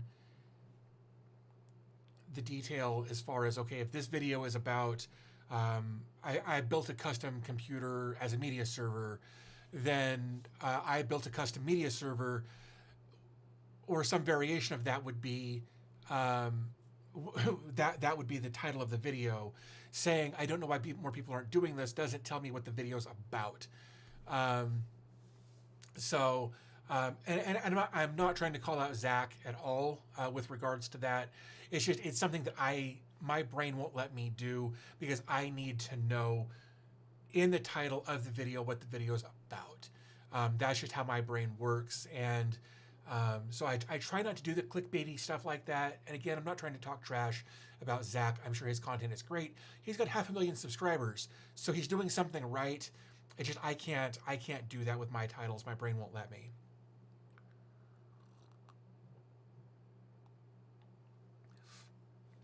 Oh, what did she bring me? Oh, right. So anyway, that's really all I've got on that. Let's see what else we have down here. So a couple of last little things here. Docker's new CEO is former Oracle Cloud exec Don Johnson. Don Johnson was an actor from the 70s and 80s, if I remember correctly.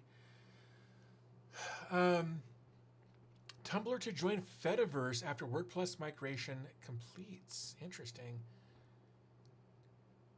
Huh. Well, that's cool. I dig that the Tumblr is joining the Fediverse. That's great. And of course, if you ever have ideas for content for a future newsletter, you can click right there where it says Let's Talk, and that's just going to pop open an email address. I know, Collins, I know it's not the same guy. I was just making a reference, but thank you. Thank you for clarifying for those who weren't aware. But yeah, so that's the self-host newsletter. That's the self-host newsletter for this week. And right, I agree. Today I learned Tumblr still exists. I remember when it was a thing 15, 17 years ago. But yeah, I found out that there are like 6 people with my name in this town. I live in a town of like 750,000 people, and there are like several people with my first and last name.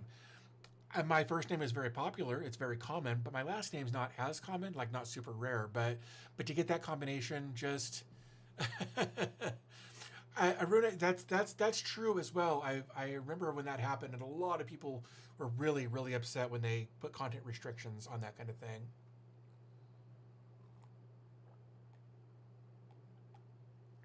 But I can only imagine the stuff that was being uploaded that they had to deal with. I can't imagine having to deal with some of that nonsense. So, yep. There's another person in my company with my same name. That sucks. There was when I was my last web development job, the lead designer, his name was also David. He went by Dave. I don't like going by Dave. I don't know why. I don't like going by Dave. It's a weird thing for me. Oh, dude, that's awesome. The dev from Jellify is here. That's actually pretty cool. Thank you for stopping by. I really appreciate that. That's great. So yeah, if you guys have questions, shout them out. If you got questions about Jellify, that's awesome. That's not helpful. Huh. I have to go back over to here.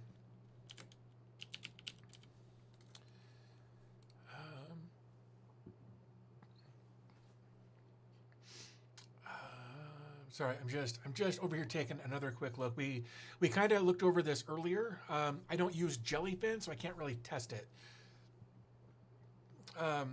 But Violet Caulfield is the developer here. That's awesome.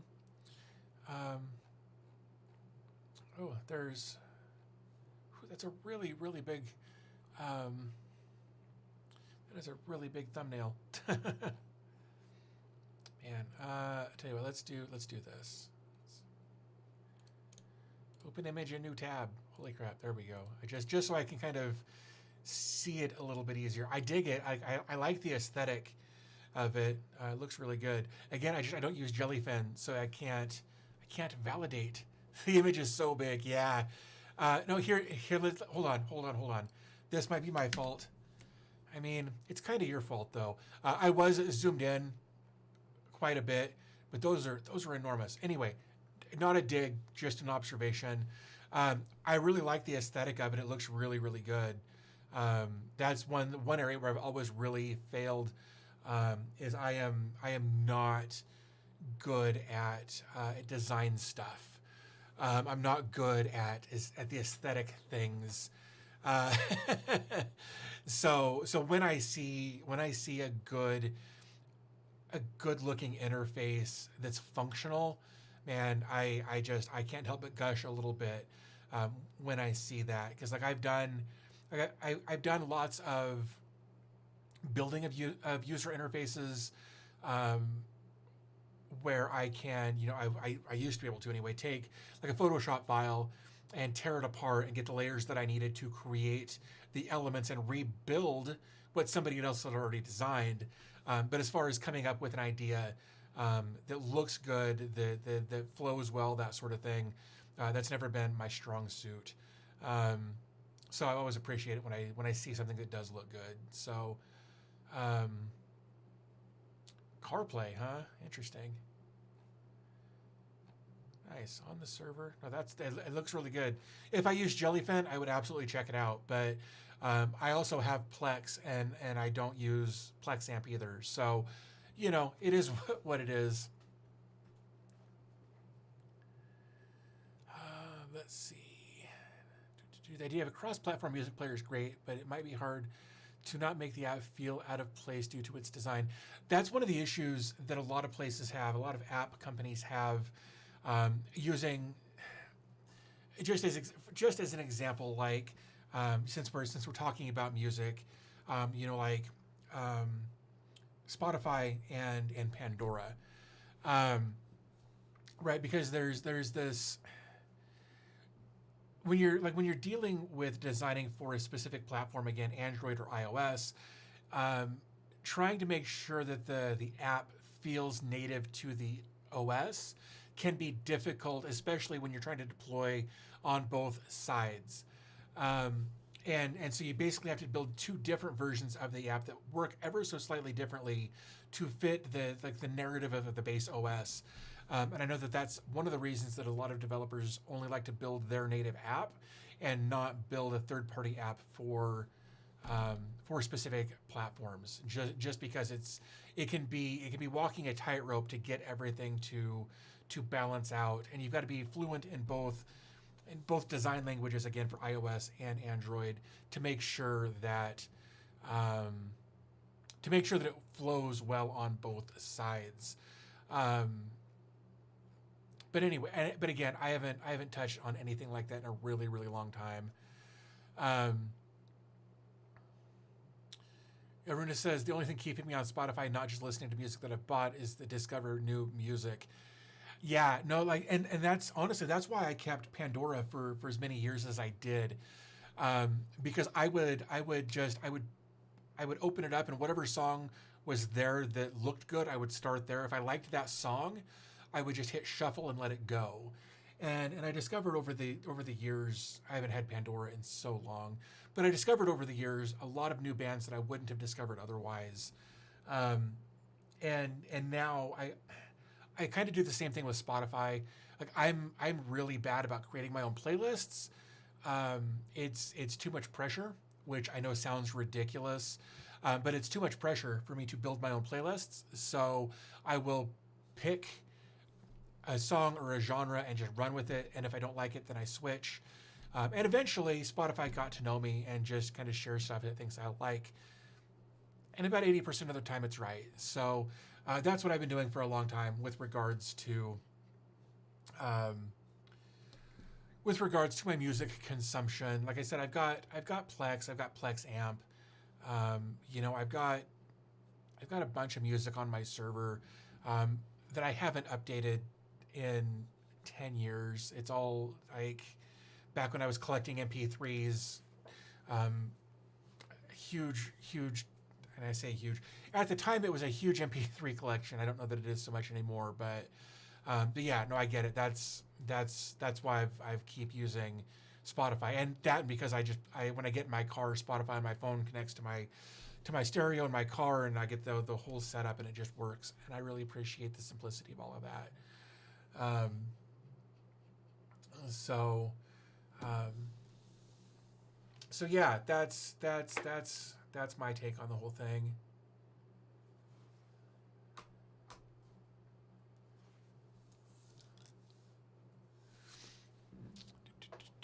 I still use Winamp daily for my own playlists, but I like discovering random. Yeah, I don't hate that. I let or sometimes I'll something will pop up in my shorts feed on YouTube. I buy music to support the small artists that I like, but then listen on Spotify. Do you have a VPS, and if so, what is the provider? I do. It should actually be in the video description on both platforms. For the VPS I use, it's it should be. Oops, nope, darn it. Live should be down there for RackNerd. YouTube Live.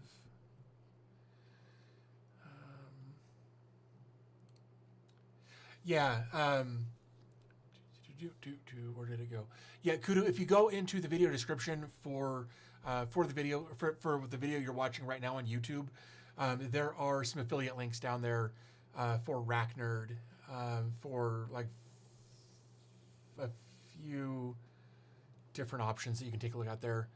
RackNerd is what I'm using, but I'm looking for a VPS in Sweden. Oh, yeah, I got nothing there. I don't know if RackNerd has that option. But yeah, I've been using RackNerd for a few months. They've been really solid. I still need to finish sorting all my old MP3s. Did a bunch when I was down and stressed, but didn't finish. Yeah, I honestly I had a roommate years and years ago that was very into buying media. CDs, DVDs, Blu-rays, whatever. Like he was very much about doing that. And then when he would get a new CD, he would then rip it to his server, which at the time was just a Windows machine. Oops, nope, do that. Go away. There we go. So I ended up just grabbing a copy of his MP3 library, and everything was already pre-organized for me. The reality is I could probably save myself a bunch of storage space and just delete that library, all of those MP3s, because I haven't touched them in years, which I know sounds ridiculous, but I just haven't. I haven't touched any of that media in so long. I wonder if I can even get logged in here. I'm curious about how big that folder is. Is it going to ask me to use a thing here? Oh, nice. All right. Let's see, music. Can I do properties here? It is calculating the size of my music folder. Okay, I mean, to do 88 gigs of MP3s. So again, not huge, but I could save myself 80 gigs of storage space by just deleting that entire folder because I haven't touched it in so long. Grabbed a lot of my CDs from audio to MP3. Serves me well being offline when streaming. Those is a blessing. Yeah, looking forward. The project will look like in some months or so. I'm definitely give Jellify a try as soon as Android support is ready. That's awesome. Excuse me, man.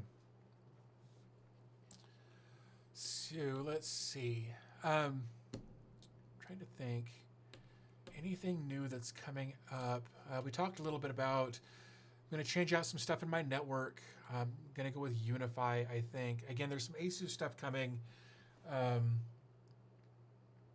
some ASUS stuff coming, most likely. We've just started the chat about that. Holy crap, a terabyte of FLAC files in Navidrum. That's bonkers. I mean, FLAC's the way to go if you're going to do it, but that's a lot of media. Holy crap. It makes my 88 gigs look puny in comparison. So what else? We talked about some networking stuff. Oh, back in college, I acquired a bunch of MP3 collections by browsing open network shares and copying MP3s to my computer. That's hilarious. That's basically all I did.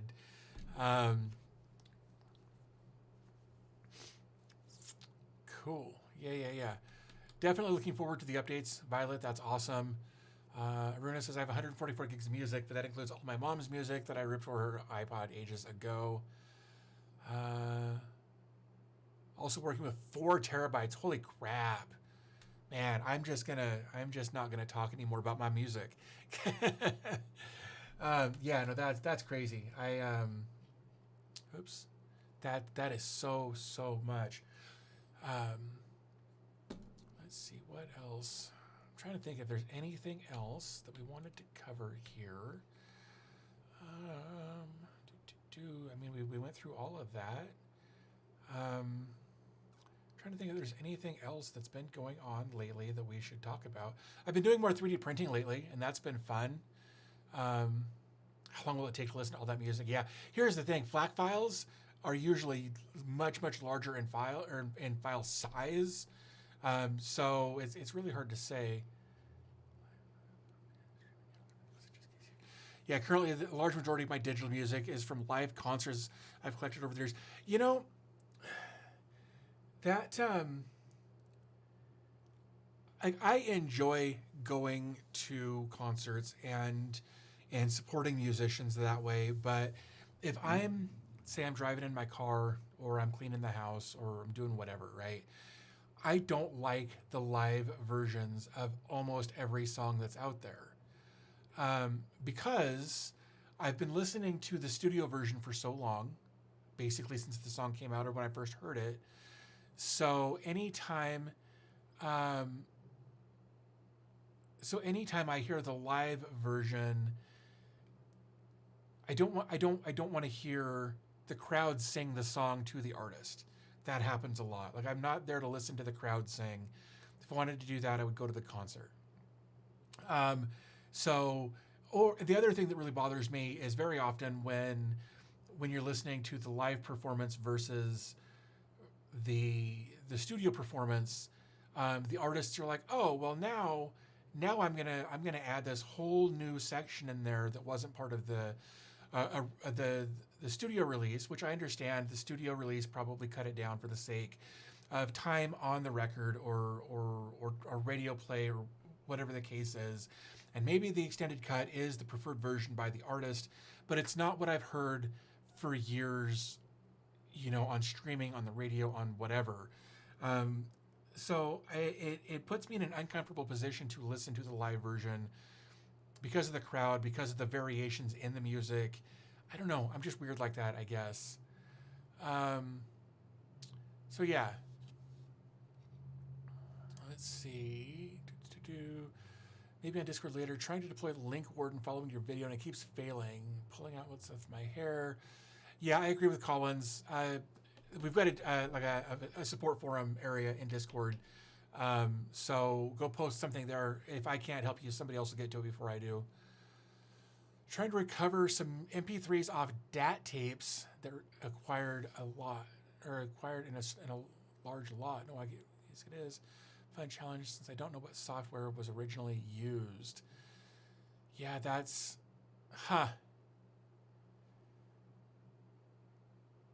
Interesting. Yeah, I haven't touched anything like that in a long time.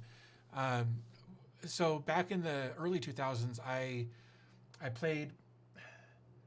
I attempted to play bass for a band 23 years ago, and we did some recording. I think it was a Fostex. I don't remember if it was a 4-channel or an 8-channel recorder that ran reel-to-reel tape, and had a lot of fun with that. And it was a huge learning experience. But I was just there to attempt to play the instrument. Somebody else handled all of the recording stuff. Live versions of my favorite bands are good from time to time. I listen to the concert live, and I get that. A lot of people like that. I don't know. It doesn't work. It just doesn't work for me to listen to the live version unless I'm there watching them perform, so that I can see their passion for the music and what, kind of why they're doing what they're doing. Like, to just listen to somebody play an 8-minute solo while I'm not there doesn't do anything for me. So yeah, I love YouTube videos of favorite music, except the ones where they turn the video into a mini movie, stop the music mid-song, etc. Yeah, I get that too. I do. There are times, however, where it's acceptable, and I think there's one artist specifically that who does that. That I love the way he does it. It's Ren, R-E-N. If you're not familiar with Ren, I'm gonna share YouTube. And look, I know he's not gonna be everybody's cup of tea, but his talent for music, the way he presents things, the way he does it, just I've literally got chills from just thinking about a couple of his different music videos. Like, when you go there, the first thing that you're going to see is like Hi Ren, which is huge. It's 46 million views on his channel, or sorry, on that video rather. That one really gets me, and it's a story kind of told in a couple of different parts, and I really like the way he presents things. Let's see, some concert with studio add-on clips can be great for Americans. Yeah, Green Jelly did some fun stuff. I agree. I only listen to metal and hard rock. That's cool. I dig it. I listen, like, if you were to go through my Spotify right now, you would think that there was something wrong with me. I listen to all kinds of different stuff. I recently learned that there is I don't know if it's techno or drum and bass or house or whatever, but it's one of those subgenres of electronic music mixed with country music, and I kind of like it. I'm not a huge country music fan. Like, there's some of it, like, I grew up listening to country because of where I lived in the 80s and 90s, and there's some of that nostalgic stuff that goes with it, but I've discovered that I actually kind of dig techno country, which is a weird statement. But yeah, like, my music tastes are all over the place, and I love it. I love listening to all kinds of different music depending on my mood, and sometimes my mood requires 4 or 5 different types of music to satiate whatever I'm dealing with at the time. So yeah, no, music's one of those very, very cool things that I think. I don't know what I think. I think music's great, and I think more people should listen to it if they don't.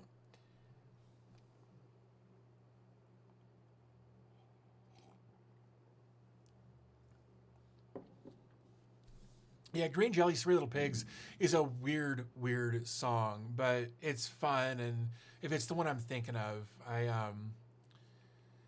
it's basically the Three Little Pigs. I mean, obviously, but it's like where he kind of does the voices of the big bad wolf and the whole thing, and it's funny, but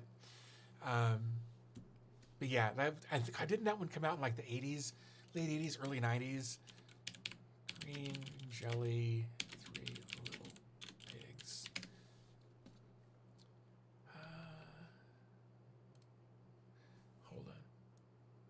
Yeah, okay, it is the one. I'm reading the lyrics. 1989 is when this came out, and the video is done like in this claymation style thing. So yeah, you'll be in for something good there. It was uploaded to YouTube 10 years ago, has 36 million views.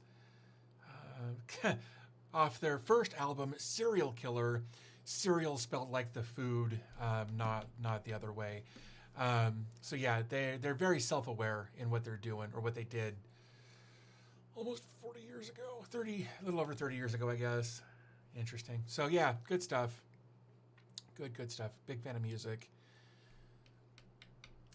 Let's see what else we got over here. I want to make sure I'm not missing anything. I think we've covered all of this. Yeah.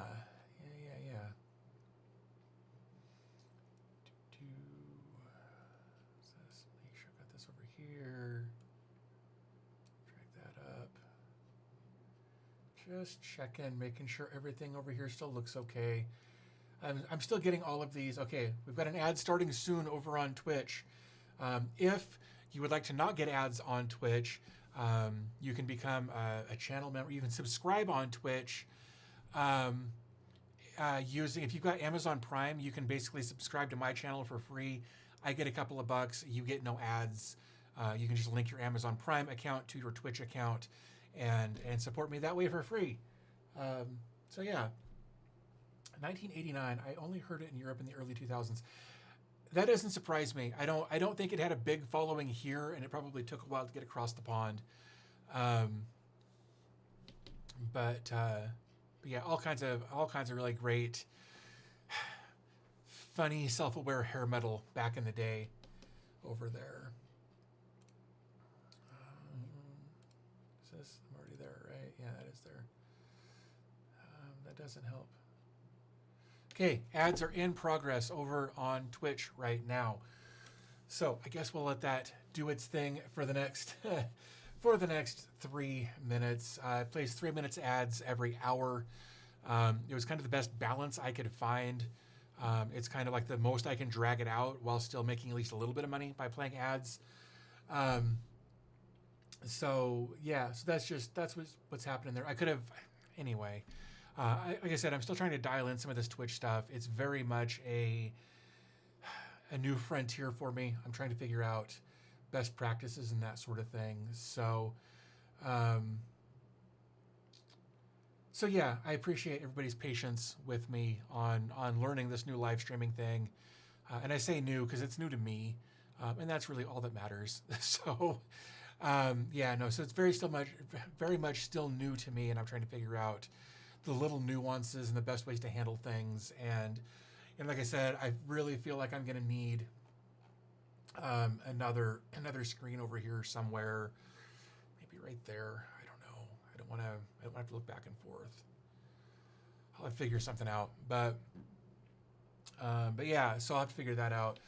Just because there's so much data over here between the actual Streamlabs app and then making sure that I'm seeing the chat in Twitch and in YouTube while I'm still doing this. Like I've got this weird setup. Anyway, I don't know.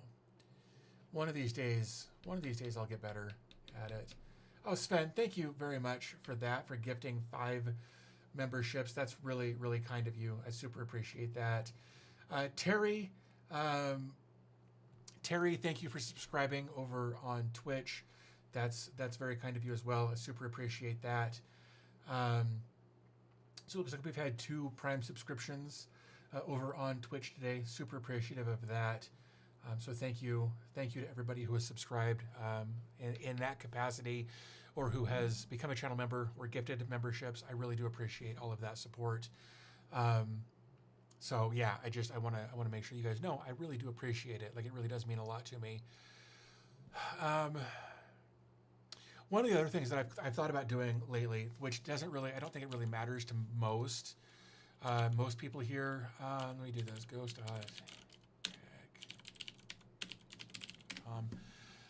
So like dbtechreviews.com,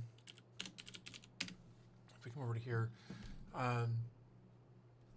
ads are almost over, but so dbtechreviews.com that we can see here, this is built on WordPress. And I've been using WordPress for a really, really long time. 25 pages of content there.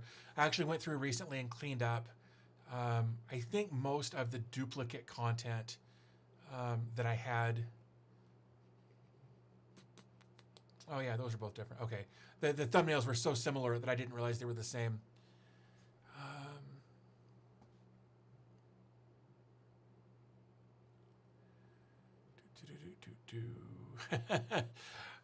Let's see. Let me scroll up here.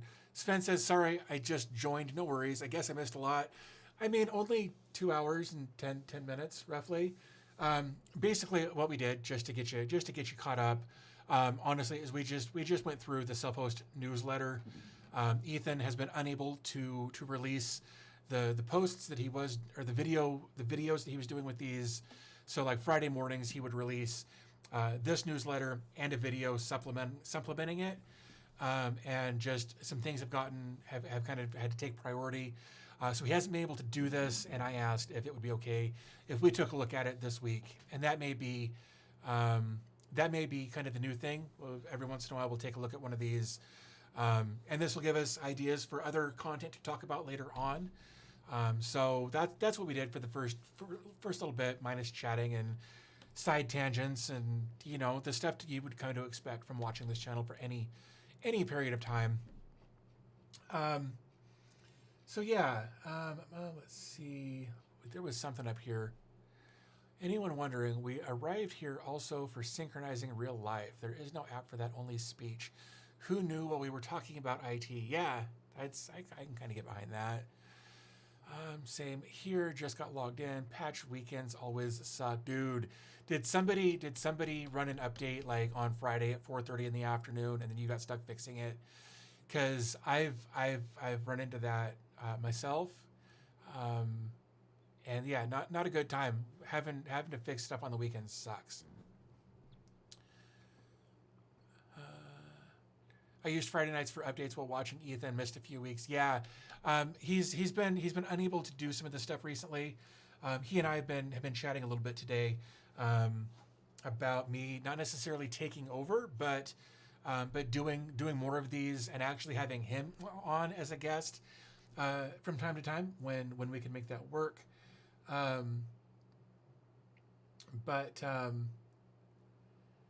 Yeah, I'm sad that he hasn't been able to put out content recently as well. He does a really good job with his videos. He's very thoughtful about his whole process, and I really admire that about him. Is the way he presents things really good. Not like that statement that I just made there. Let's see. Let's come back up to here. Thanks for the update. Okay, so you should read the Duo outage post-mortem. Huh. Let's see here. Duo. Oops. Duo. Man, if I could type outage. Let's see if there's anything over here. Whew. February 13th. Wow. Okay. This was just the other day. The post-mortem. Read details. Let's pop this open. On February 13th, 2025. Let me zoom that in so you can see it. Okay, all deployments, core authentication service, admin panel, logins, device management portal, risk-based authentication, and telephony authentication. Incident report for Duo.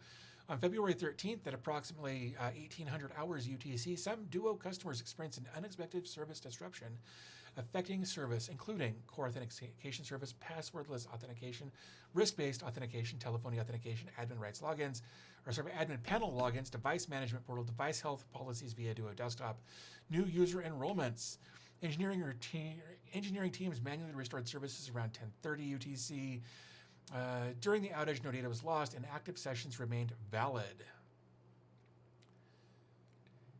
Duo's cloud service is internally implemented by multiple micro applications, each responsible for a product feature. A service manager takes in a configuration describing each service and automates deploying them for on-cloud infrastructure. The issue began with the planned removal of a deprecated application due to a bug. After the removal of the configuration for the service manager's own application had an error. The manager interpreted this error to mean it should remove itself and all its service and all services managed instead of only removing the deprecated service. Dude, that sucks. Irina, thank you so much for joining from Russia. That's awesome. Thank you so much for hanging out and chatting for a little bit. I super appreciate that. I always love seeing where you guys are from. Like it's still, I've said this a million times, I feel, and it's like I'm just some middle-aged dude sitting in a temporary room in his garage talking to a camera, and I don't mean that to be dismissive, but to know that somehow I'm talking to people literally all over the world, like it's a real weird thing, you know, like to be able to talk to people in real time all over the world, right here is just, it's one of the coolest things. Like it really, really is. So she says, I love your videos. I just managed to get to the live. All the best to you. Thank you so much, and all the best to you as well. Thank you so much for joining, hanging out, leaving a comment. Really appreciate it. Runa says, basically just a cascading delete. It's great, and I love how they're honest about it. Absolutely. Here's the thing, right? Like, I try to be as transparent as I can without giving away too many details for the privacy of others, or where NDAs and that sort of thing are in place. I try to be as transparent as possible, and maybe that is part of my downfall in the grand scheme of things. I don't know, but when I see stuff like this, where companies are just honest, like, yep, this got screwed up. Here's how we did it. You know, here's how we fixed it. Says to go on from there. Says Duo SRE. Received alerts that critical services were no longer running. After diagnosing the problem, Duo SRE redeployed the service manager, followed by all of the services. This process took several hours because of lower level services like network management had to be redeployed before features like telephony authentication could be run on top of them. The bug affects an older version of Duo's service manager, which is responsible for telephony risk-based authentication. All of the stuff we read a minute ago, these features were completely unavailable until each one was restored by a region. That's brutal. That sucks. This bug did not occur when we removed the deprecated service from any of our staging environments, which used the same service. So they did their testing first. I appreciate that. So they tested it locally, basically, and it was fine. And then when they deployed it, it all kind of went to crap. Users experienced higher than normal error rates with push and other authentication services. As their dependencies recovered, these services run on a newer version of the service manager. And then they go into this whole thing about what they're doing to prevent that from happening in the future. Resolved, we can now confirm that all services have been restored. Deployment management portal services have now been restored. Authentication services have now been restored for these following deployments, of which there are 80. We've also restored the following deployments, again, which there are probably 80. We're seeing successful SMS and phone call delivery for the Duo 70 deployment. So they're very, very transparent. That makes me really happy, because so many companies will just hide behind their anonymity, behind the keyboard effectively. There are a few companies that I deal with on a fairly regular basis, unfortunately, that hide, that won't tell you the truth. And when you ask them, like, look, dude, just tell me what happened. Oh, well, we can't talk about that. We can't talk about that. And it blows me away that they can't say, yes, somebody on our end made a mistake. The unwillingness of a company to say, we made a mistake, but we're fixing it, or we have fixed it, it just blows me away that they can't say the simple words, we made a mistake.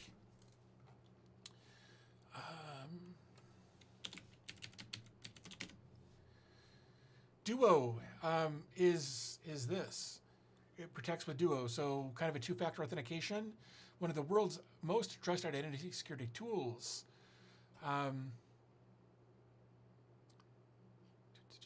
So yeah, it's basically an authentication service, I believe. Always keep your guard up. Duo's continuous ID, or identity securing safeguards against intricate identity threats 24/7. Duo passport, the gold standard in multi-factor authentication. There you go. That's what I was looking for. It's an MFA that uses FIDO2. So, yep. I feel like I feel like I used to have, or I tried using Duo. I probably have a Duo account. Collins says it's all about liability control for many companies. Sometimes it's not about being transparent. It's about not offering specificities, opening themselves up to lawsuits. Duo should be worldwide, I think. Yeah. And Collins, I get that. I genuinely do. But if they would just say, "Yeah, we screwed up and we're gonna fix it," like I'd be satiated by that. But they're just like, "Well, we can't talk about that." It's like I got a lot of choice words that I will get demonetized for when I get answers like that. Just be honest and say, "Yes, we made a mistake and we're fixing it." Like I am often not a good person. In that if a company gives me a BS answer, like if I'm on the phone with customer service and they give me a BS answer, I will just badger them until they give me something that's the closest thing to, yes, we made a mistake. It's just like, it's not hard to say we screwed up, but we're going to fix it. You don't have to give me the details. You don't have to tell me. Like I had a package ship from my house back somewhere to the East Coast. I don't remember. Anyway, so the package was sent to me. I refused the package. I didn't want it. There was a whole fiasco with it. I didn't want that package anymore. So I said, no, I'm refusing delivery of this package. Send it back to where it came from. So driver was like, cool, I got you. Put it back in the truck and marked it and was like, hey, we're going to ship this back. So I kept tabs on that package because my refund was dependent on them getting their package back, So I'm tracking this package and it gets from like Colorado to like Indiana. And then it goes from like, let's just call it Massachusetts, makes its way to Colorado. I refuse it. It gets to Indiana. Then it goes back to Colorado. And I'm like, what did you do? Like I refused the package. Why is it back in Colorado? Well, that's just the route of the package. I'm like, no. The route of the package was supposed to go from Colorado to Massachusetts, but it went from Colorado to Indiana to Colorado on its way back to Massachusetts. Why is it back in Colorado? Well, that's just its path. That's just the path that package took to get there. And it was just like really, like you couldn't tell me, oh, it got mislabeled in tracking. You could like really. So now you're costing me money because your guy screwed up, and you can't just say, your guy screwed up. It's en route now. Because within 45 minutes of me calling them on that, it was rerouted back to where it was supposed to go. It was like, there's so many of these companies that no transparency, no accountability, and you have to really call them out hard in order for them to take corrective action sometimes. And I just hate that part of the world we live in right now.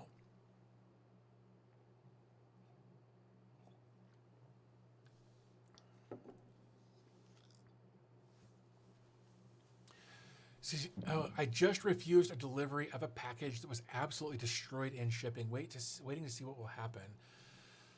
Yeah, that sucks. I've been pretty fortunate that I haven't had too many things destroyed in route like that. Trying to think. The only two things I can think of that I might have had an issue with is the sys racks, the 27U rack that's behind me. I don't know if it was a manufacturing error or a packing error or a shipping error. Something had shifted things just a little bit. So, like if you watch the video where I implemented that rack, I talk a little bit about some of the frustration that I've had, or some of the frustration I had when I was putting it together, but I made it work. I also got a ZimaCube that ran really, really hot when I got it. And we think it got damaged in shipping. Just want to see. Nope, that's not right. Oh, that's better. One of the issues that I had with it, and it's not an issue now. In fact, I can show you. Maybe let's refresh. There we go. Excuse me. So this is the dashboard for my ZimaCube.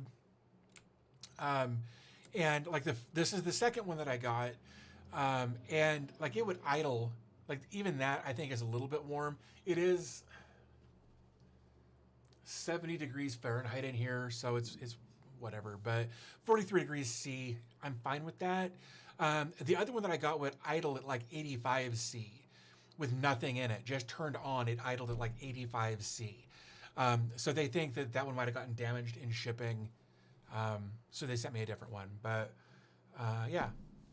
But I think I've been pretty fortunate, and that's the only stuff I've had damaged in shipping. I've purchased things that I was told were new that were obviously not new. I've got I think it's a newer green screen. It's actually on the couch behind me over here. That when I got it, somebody had just beat it to pieces. But I was able to kind of disassemble it and put it back together correctly, and it works. So I didn't bother returning it. NightHawk said, "Hey, I made it. Awesome. Glad to have you here, dude." I've actually shared your GitHub repository a couple of times during this live stream because people had questions about Open Web UI and the easiest way to deploy it. So I sent them to your GitHub repository because you got a lot of good stuff in there that was worth sharing. So, yay, I'm glad you made it. That said, I don't know how much longer we're going to be here. We're at like 2.5 hours in, and I know we'll probably go for another like 34 minutes, roughly, and that way I just round it out at 3 hours, and it should be good to go. But yeah, so we're just hanging out, we're chatting. We went through the self-host newsletter, kind of chatted about some of that. I actually need to uninstall this. Oh, you know what? Since we're here, yesterday I wanted to see if I could install Llama and Open Web UI on the ZimaCube and use the Intel GPU that's in there. That's not gonna.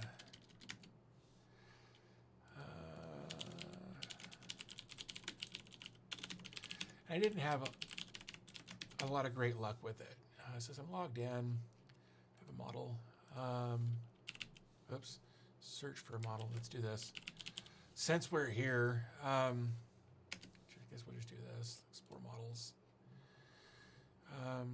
Let's do this, and then let's do view all. No, that is far too large.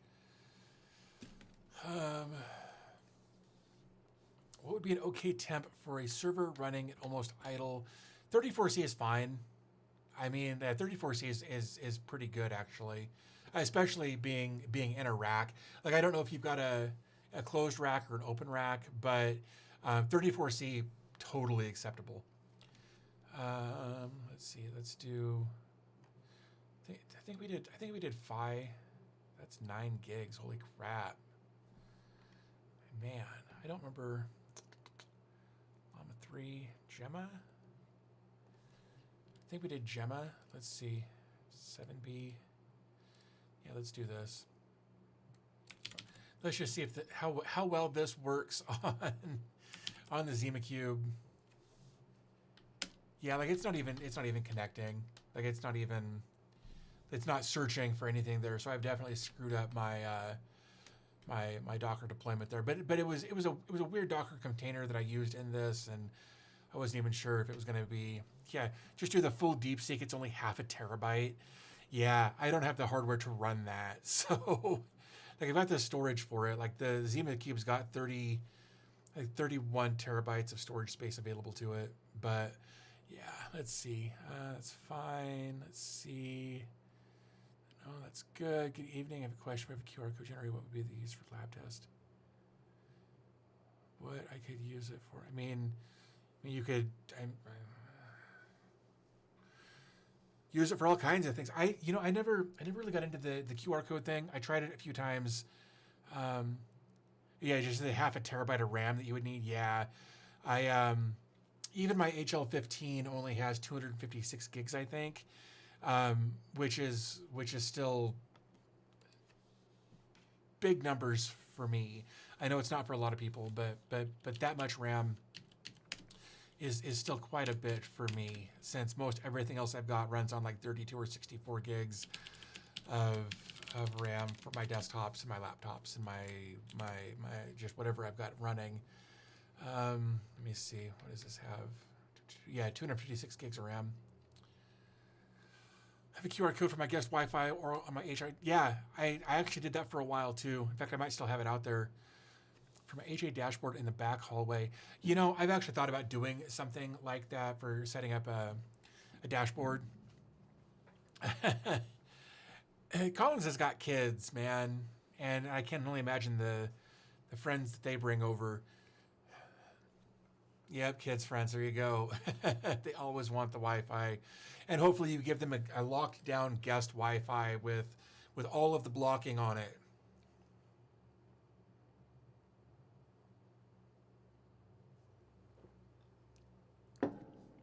Yeah, one of these days I'll probably set something like that up again. Let's see. In fact, now that I think about it, I've got 2 switches that I need to move over in the living room. They're KMC switches, but they work on Tuya, and I don't think KMC switches, or I say switches, they're smart plugs. I don't think they work on. I don't think KMC integrates natively with Home Assistant, but luckily the KMC switches or whatever integrate with Tuya, which does integrate with Home Assistant. So I built a server using an IKEA cabinet. I have like 4 computers and a few Synologies in there. I have a temp sensor in the cabinet. Yeah, dude, 34, perfectly acceptable. Yeah, no worries there at all. Did you do was it a lac rack setup with your IKEA cabinet there? I got worried when I opened up the cabinet. Yeah, I mean, it's going to be warmer. Yeah.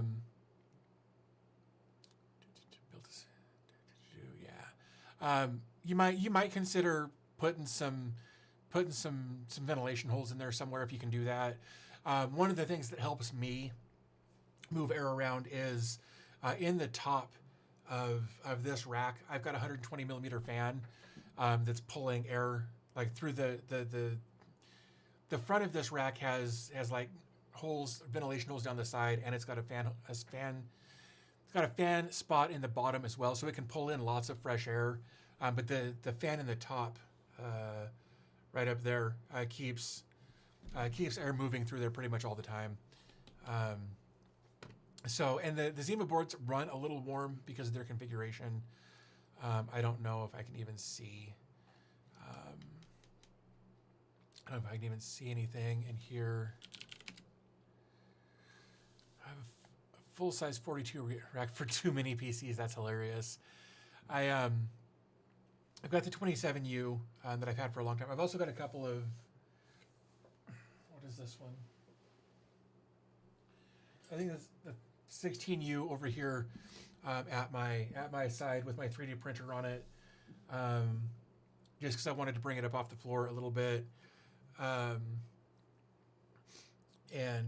give it some protection with people coming through here. I didn't want it to get smacked by the door, so basically it's just like those big like concrete bollards that are in front of like glass doors.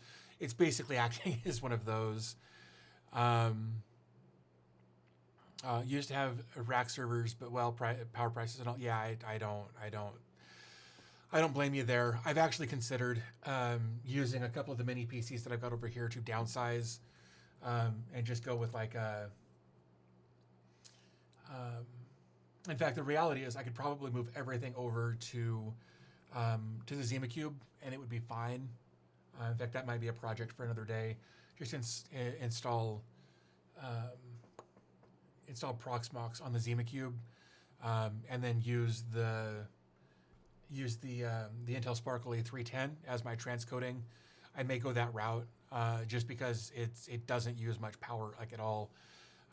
It uses way less than the HL15 that's back there, and then I could remote mount as I needed to for like Plex and that sort of thing, but.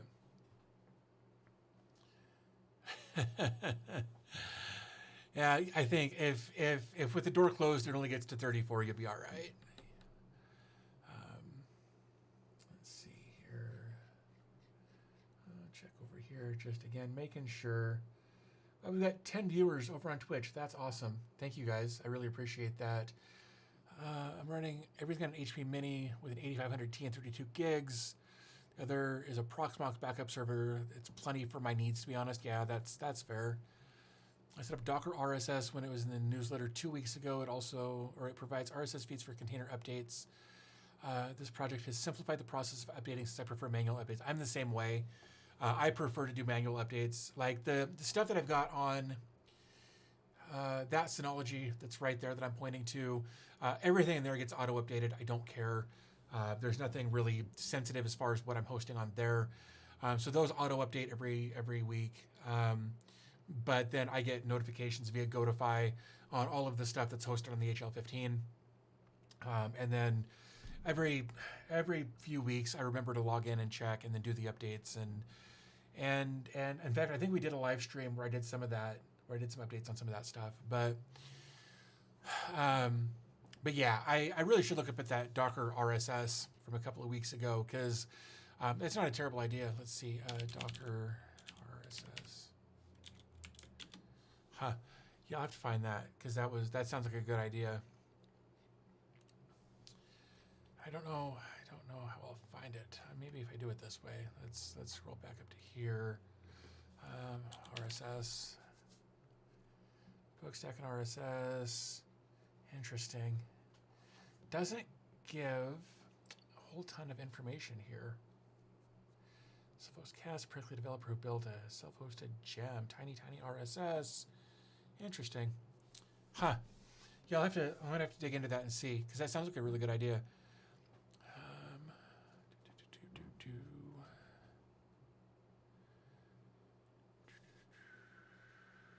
Just trying to think if there's anything. Trying to think if there's anything in that HL15 that would cause me issues. I think the only thing that I would have to rebuild would be my Plex VM, and that's only because I currently have that set up with an NVIDIA GPU, but I wouldn't need to do that if I used the Sparkle. If I used the Sparkle card that's in there, I wouldn't have to do a GPU. I mean, I would still do a GPU pass-through, but it would be the Sparkle and not the NVIDIA, and that would simplify my life a lot. I think the only downside to it is that I wouldn't be able to do much in the way of AI. Like I can do a little bit of AI with the 2070 that's in the HL15, but with that Sparkle card in the ZimaCube, I wouldn't be able to do much in the way of AI. I think that's the only thing that would change would be that one VM. I think everything else would be fine. Although I say that, I think the ZimaCube's only got like 32 gigs of RAM.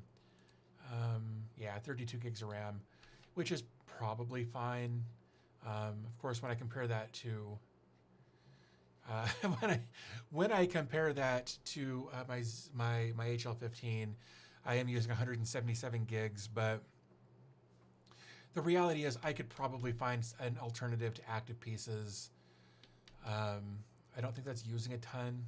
It's 4 gigs, 3.5 gigs. Home Assistant's using 8 gigs. But again, Plex is using 30 gigs. So I could probably do that and it would be fine. I would have to figure out something different for that. So I don't know. Maybe one of these days we'll do that. We'll throw Proxmox on there on that ZimaCube and see what happens, because content, right? So I'm trying to think. I think that kind of covers.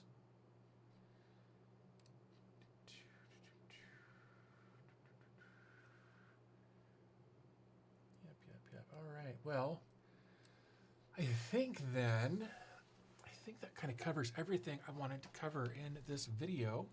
And I feel like if I keep him and Han around here too much longer, we're gonna we're gonna drive people away, and I definitely don't want to do that. So I think I am going to go ahead and wrap this up. I do want to thank everybody who joined. I know Sven, but yeah, I've got this way I can go back and kind of get an idea of other content to look at this week. We talked about some good stuff over in the self-hosted newsletter with regards to some content that I want to take a look at. Link warden is up. Thanks to your community, dude. That's awesome. I love the community that we've built here. So no, that's awesome. I'm really glad you got it sorted. 64 gams, his RAM is a little thin. Yeah, I will probably want to update it before I go that far. But yeah, so definitely check out the self-host newsletter. Again, I'm going to pop this over here in chat. So again, go check that out if you haven't. If you're not familiar with it, you should be. I talk about it a lot here. So definitely go check that out. Be sure to at least star the different repositories of the apps that you like over on GitHub. Be sure to support your developers and that sort of thing for the apps that you like. But yeah, thank you guys again for hanging out for the last, whether it's just been the last few minutes, whether you've been here the whole time. Thank you so much for hanging out. Again, like I said a minute ago, really enjoy the community that we've got here. So I think I'm going to go ahead and wrap this up, and I will chat with you guys here real soon. I'm going to try to have another video out about another app at some point this week. So hopefully we can have some fun with that. But hope you guys have a great rest of your weekend, and I'll chat with you then.